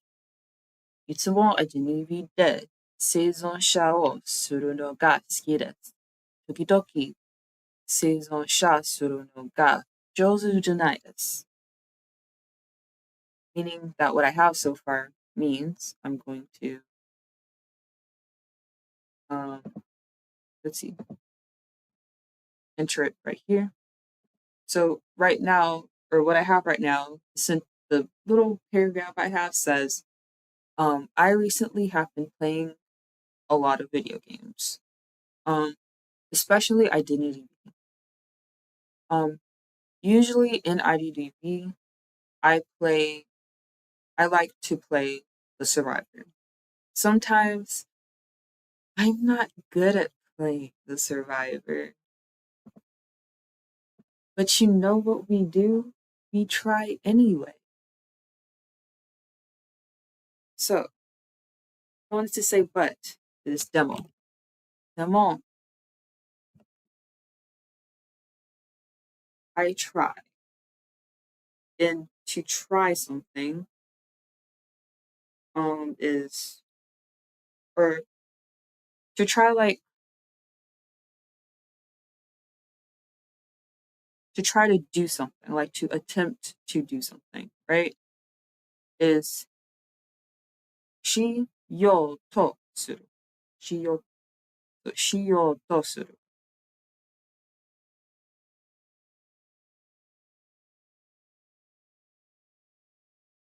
So I want to say, but I try. I can say demo, shi yo to suru, or I could also say tsutomeru, tsutomeru, which kind of means it also kind of means to try. but it gives more of like the idea of like being of like making an effort, I guess. It has more of a it has more of a connotation of like making an effort, like striving to do something. While shiyo totsuru just means to try and do something, like to attempt to do something. But for this case, since like I can play the survivor, but since I'm like striving to be good at it, I could say, but I'm trying to get better. Or I can say like I'm trying to improve. To which, uh, let's see, to which we're not going to use try, but I can't say I do want to get better because that is something that I want. I want to get better at playing Survivor and Hunter, but mostly Survivor since that's what I usually play. But the more um, I want to get better. So to say to want to get better or to say like to improve, that is a word that I have written before.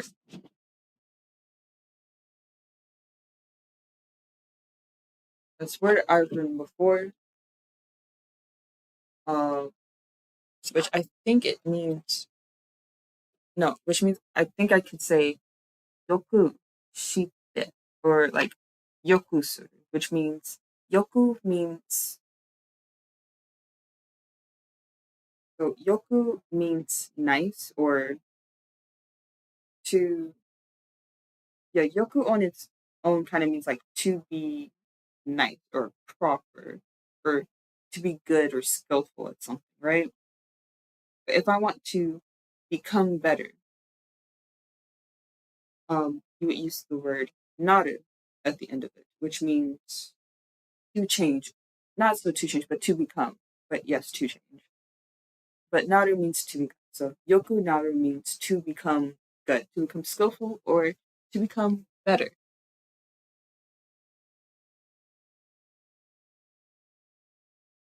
So if I want to say, but I want to become better, I could say, but, or damo yoku naru. However, I want to say that this is something that I want to do, right? Just saying yoku naru isn't enough. So naru does have to be conjugated. And to conjugate naru to say like to do it,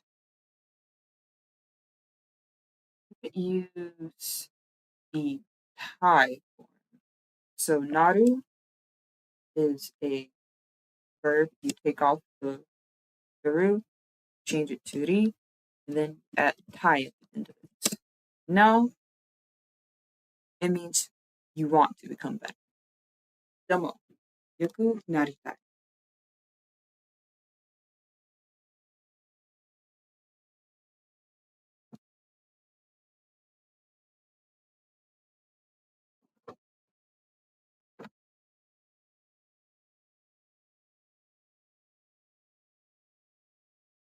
So that's my little paragraph about identity V because of course I would make a sentence that just focuses on identity V. Of course I would. Let's see. Next, let's see. What have we used so far? We used short form, yoga. We have not used nanika, nanimo. Please don't end in the I think I said statements. So I think I could say something else as well. So I think I said. So if I want to say, mm, I think that I am, this is going to be a real long sentence. I think I am good at playing. like Luca, I guess, for example. Right, Luca? I'm a good Luca bean, aren't I? I like to think that I am. Um, I can say something like, Tashi, Tashi wa, uh, so talking about playing as a specific character, so I'm gonna put Luca's name in here. um, Luca, which, Luca, Tashi wa, Luca,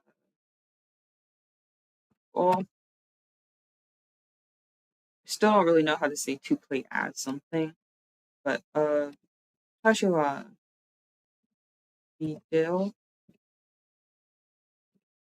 game, or, sorry, game, de, Luca,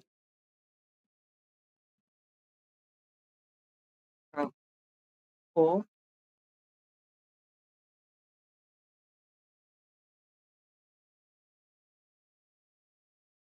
um,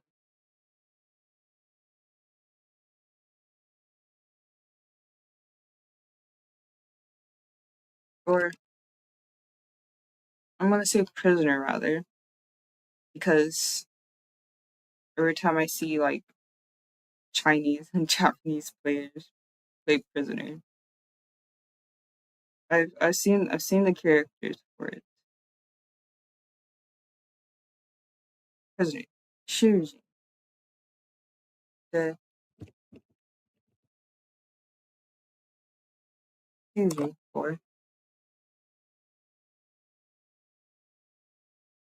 or uh, then say that I think I am good at playing him. So that Shuji or so Shuji ga Jozu. Sorry, I took a while. My friend caught me on messages and we had a bit of a serious talk for a while. That is fine. I hope that, whatever the talk was, it wasn't like, anything bad. Hopefully it was like a pleasant, serious talk. I don't know how that works, but like I hope it was. But I'm just trying to write sentences and it's going very slowly, but it's happening. Just doing a bit of practice and review with some of the things that we learned. I ended up talking about identity V because of course I have. Um, because of course I decided to talk about identity V. Yeah, yippee. So, I since like Nani Ka Nani Mo was kind of like the end of the chapter, and doing another chapter would have been another 3 hours or so, and like I don't think everybody wants to be here for like another 3 hours of just me babbling about things that I barely remember. So, you know, um, we're just gonna do a review and practice of what we have so far. You know, we finished the chapter, so of like lessons that I needed to remember. So I'm just gonna focus on kind of like reviewing and practicing that. Yeah, and what I have so far is 私は最近たくさんビデオゲームをしていることにアイデンティティです。いつもアイデンティティで生存者をするのが好きです。時々生存者をするのが上手じゃないです。でも、良くなりたい。私はビデオゲームで主人が上手, which that last sentence I have not finished. But break it down so far. We have watashi wa, I, saikin, which means like recently. Takusan means like a lot. This entire thing right there is means video game. Um, Characters may look a little different. That's because that's katakana. That's the second alphabet. You know, the one that is used for loan words, foreign words, and onomatopoeia. Video game is a foreign word from English, so they use katakana to spell it out. So video game, which means video game. Then o shiteru. When you say to play video games, instead of using a word that means to play, you just use the word to do, or you use the verb to do, and it gives the same connotation of like playing a game. So the first sentence is, I have recently been playing a lot of video games, especially Identity V. Kotoni means especially, and then Identity V. I didn't bother to try to translate that because it's the title of the game. So itsumo means usually. So usually in Identity V, de, again, it is a particle that indicates like where the action takes place. The action is taking place in Identity inside the video game. So itsumo Identity de seizonsha. This word means prisoner, not prisoner, survivors.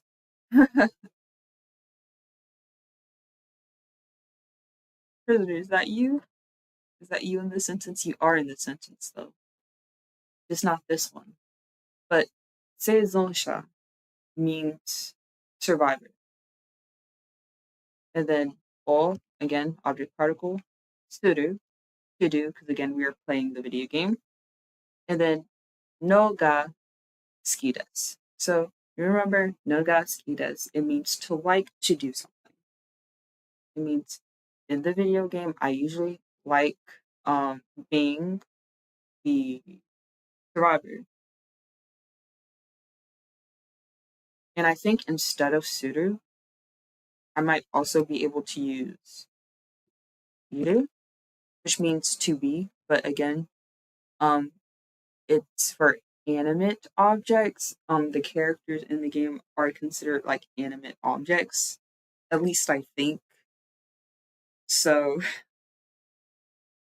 at least I think they're considered animate objects. Um, but you're mostly talking about yourself, so I think you use iru. So I could also say iru no ga suki desu, meaning I like to be the survivors, or to be a survivor, or to be the survivors in Identity V.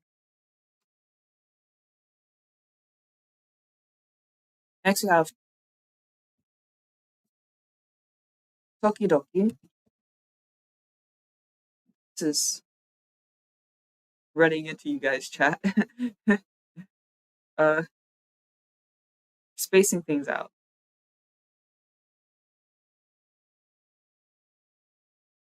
So then we have tokidoki. Tokidoki means sometimes. I think it's a really nice way to say sometimes. It sounds cute. Then we have seizon sha again. Again, it means survivors. O suru no ga, oops, no ga jozu janai desu, meaning to not be good. Jozu is a negative, and jozu is a not adjective, which is why we add janai at the end of it to make it negative. So sometimes tokidoki seizon sha o suru no ga jozu janai desu, meaning that sometimes I'm not good at playing survivor, or I'm not good at being survivor. Right? Demo. But this word right here, demo, with the apostrophe, it's demo. It means but. But yoku naritai. Yoku naru means to improve, to get better, or like to become better.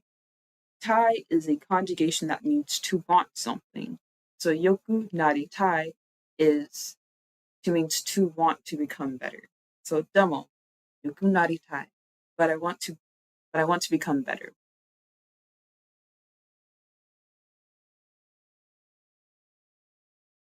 Then my next sentence that I have so far. Watashi wa video game de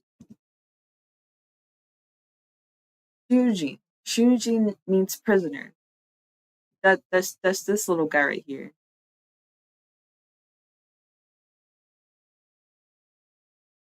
That's this little guy right here. That's Luca. Luca's prisoner.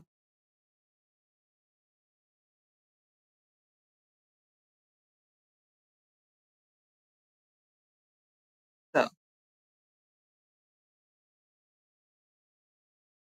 that's Lulu. I know it's Lulu.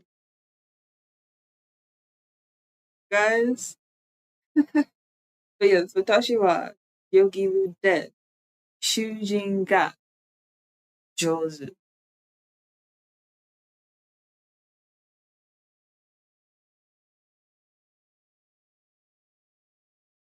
So right here in this instance, I'm trying to say that I think I am good at prisoner. I'm good at playing prisoner in the game, right? So I kind of have to fix this sentence, but it'll be iru, right? Then no ga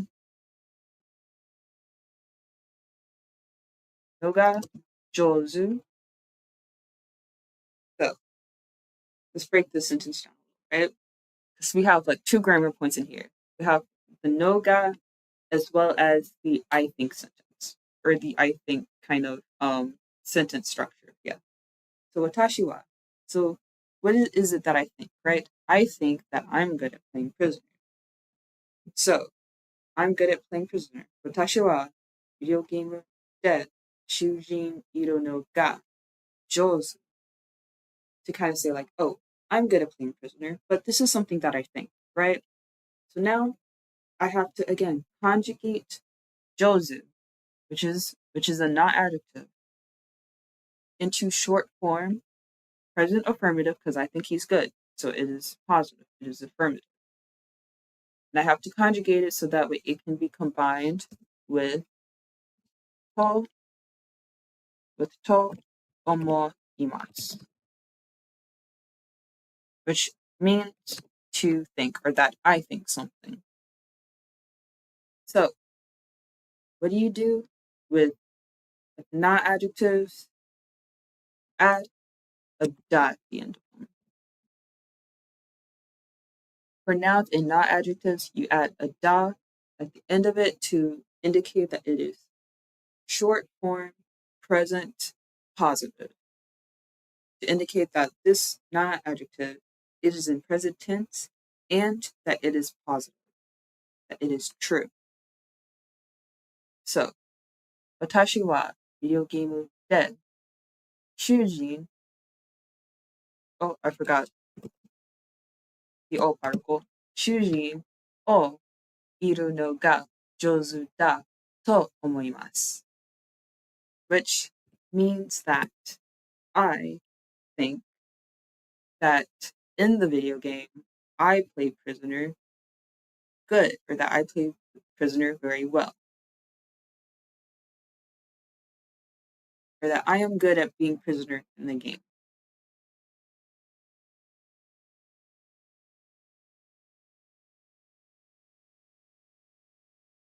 And so we still have the please don't, nani ka, and nani more points that we have to use. So let's see. What's something I can do with please don't? Yes.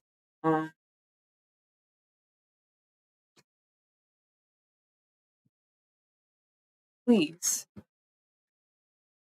This is going to be a sentence with a lot of very specific words, specifically for this game. So I'm going to have to look them up because these are not like broad, commonly used words.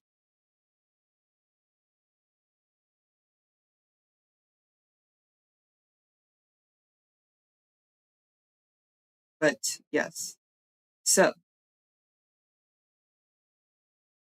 I need to find take your time, don't worry. Thank you.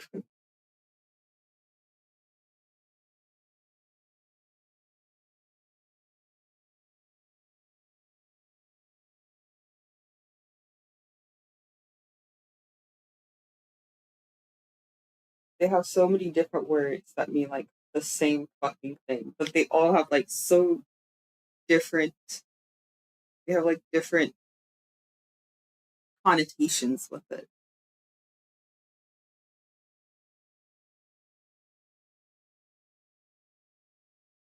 I wonder if this will work. I think this can work. Okay.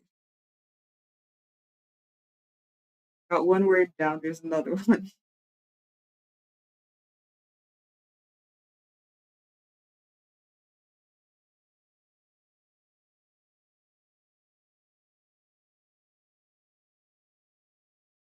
This is gonna be a lot of words. Okay. My sentence is gonna be please, please don't ban prisoner please don't ban prisoner in ranked matches. He's the only character I'm good at. You really can't ban him. Because then I'm left with nothing. I mean, I guess I have Puppeteer, but like, come on. With the lag I've been having recently, my abilities in Puppeteer is not shining through that great. In Italian, for eat, you have man. Is it mangio? Is it pronounced like g or j? I don't know which one it is. Oh, Joe. Okay, so you have mangio, mangia, mangiate. Wait, no, I'm pronouncing it like it's Japanese. Mangiate, mangiano, mangiamo, mangi. Wow, that is a lot. What's really fun is that we have different words for to wear, but it's all specific depending on what you're wearing or like where you're wearing it on your body. Like there's a word specifically for wearing glasses, a word specifically for wearing things on your head, a word specifically for wearing things from the waist up, so like shirts and jackets. And then there's a word specifically for wearing things from the waist down, like pants, and I think it also includes shoes. And you have to memorize all of it. You have to memorize all of it, and I do not remember one. I think I only remember one, actually. I don't even know if it's correct. That is really specific. It is.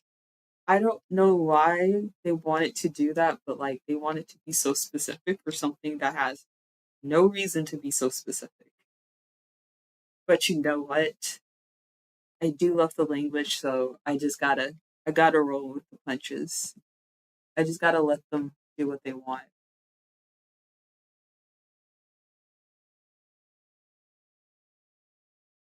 But yeah, I remember I was struggling so hard when I started learning that in school. I was like, I can't remember any of this. I would try my best to like remember like a select few, and then if I had to like write a sentence using those words, I would only try to describe like wearing things for like the words that I remembered. And I passed the quiz. I didn't fail it. But yes, please don't ban prisoner in matches in ranked matches. But I think I might just say matches because trying to find ranked is gonna be difficult. So choosing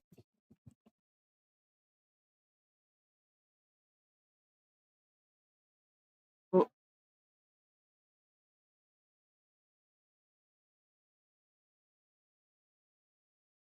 yeah. So choosing okay, it found it. So choosing. Um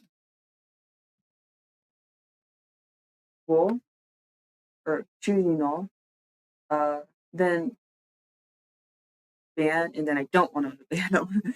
So to ban something in Japanese, there's quite a few words for that, but I will be using the word kinshi, which I think has the connotation I need for it to mean like how it's used in the game. That's kinshi. So prisoner o kinshi, and then kinshi is a noun. So nouns conjugate the same way as not adjectives um in short form. So oh wait,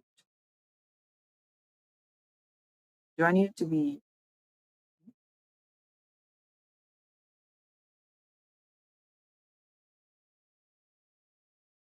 yeah, we're gonna use this. So prisoner o shinji or sorry, no, kenshi. Shujin Shujin o kenshi janai de kudasai. So in a more literal translation, it means like please. It's more like it sounds more like I'm saying please, prisoner, don't be banned or something. Because since kinshi is a noun, typically when you have like a noun directly after like the subject or ending the sentence in a noun like this, for example, Tanaka-san wa Tanaka-san wa uh sensei or like sensei janai, you're saying like Tanaka-san is not a teacher.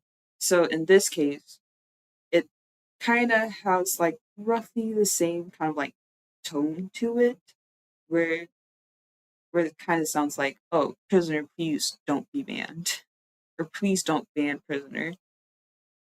So you have again Shujin, which means prisoner, o, and then Kenshi Janai, because it's a noun, and then it is in negative form. So Kenshi Janai, and then De Kudasai. I forgot something. De Kudasai, which means please don't. Please don't ban prisoner.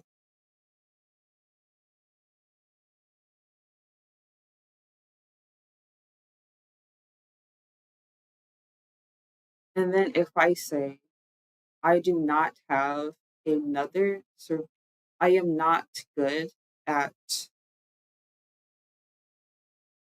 because what's a sentence where I could use not even,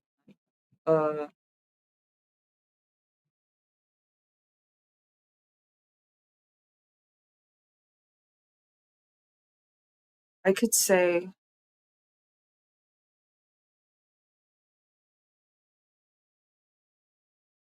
I will give I will give you something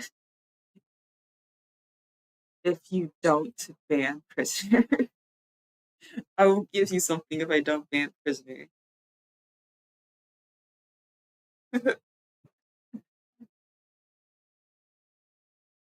So um so now I'm using like the term if, which ooh, if.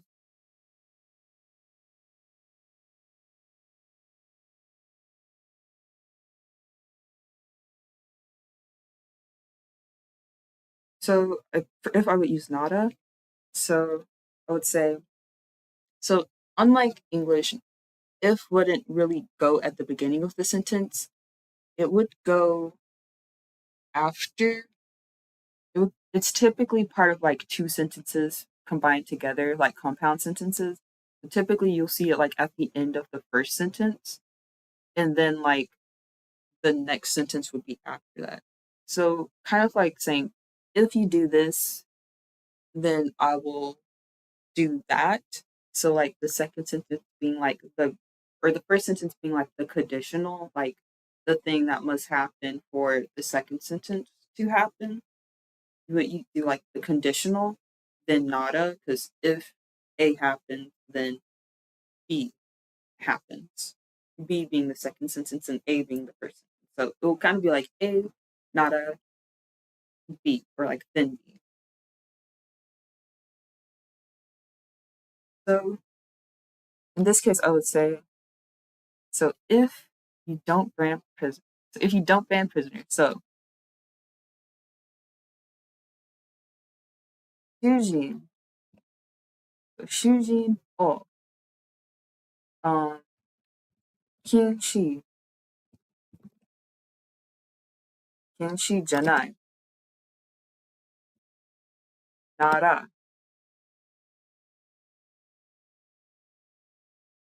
nara, uh, uh, I keep saying, I'm just trying to type this out because I'm a slow typer, especially in a language that is not my first. But so, Shujin o Kenshi janai nara, Tashi wa, and then something, so nani ka, so nani ka, and then to give something. So to give, oh, that was actually something we learned not too long ago.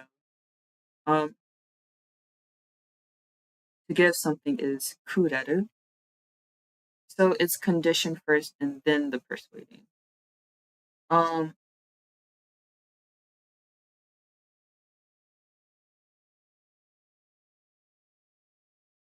yes, I say very questionably.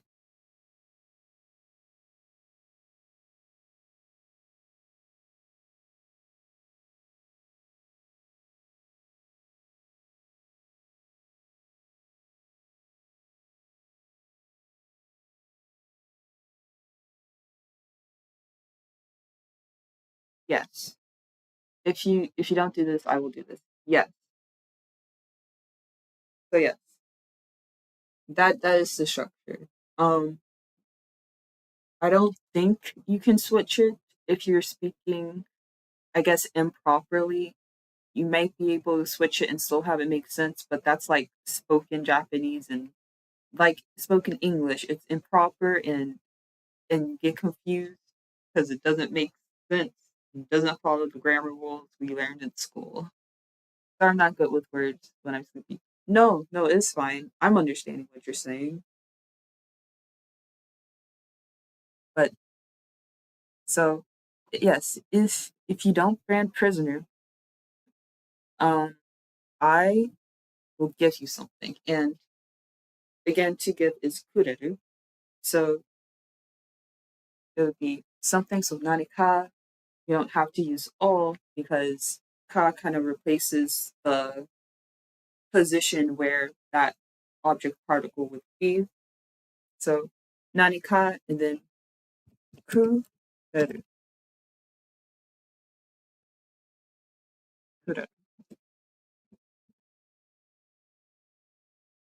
And there.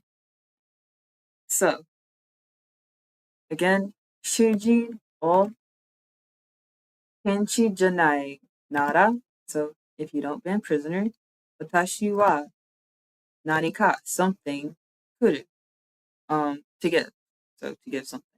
Yes. So now I'm gonna read out this whole entire thing and try not to like freak out.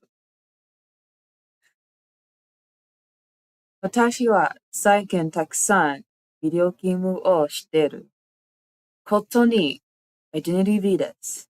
いつもアイデンティティで生存者をいるのが好きです。時々生存者をいるのが上手じゃないです。でも、よく、よくなりたい。私はビデオゲームで主人のいるのが上手だと思います。主人の検視じゃないでください。主主人を検視じゃないなら、私は何か来る。I did it.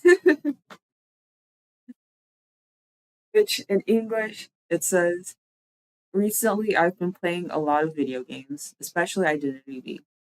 Usually in Identity V, I I like to play as the survivors, or I like to be the survivor. Sometimes I'm not good at playing the survivor, or I'm not good at being the survivor, but I want to get better. And I think that in the game, or in the video game, I am good at being prisoner. Please don't ban prisoner. If you don't ban prisoner, I'll give you something.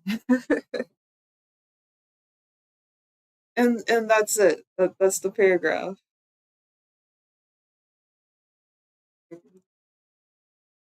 We got through this lesson, guys. I hope this was not painful or like boring. If there were some boring parts, tell me, because I want to be able to, get better and improve. After all, this was my first time doing this, and I don't know how this is going to turn out. Like afterwards, I don't know how it's going to look afterwards if I like try to look back at it. It was interesting to me. I like learning more about the language. That's good.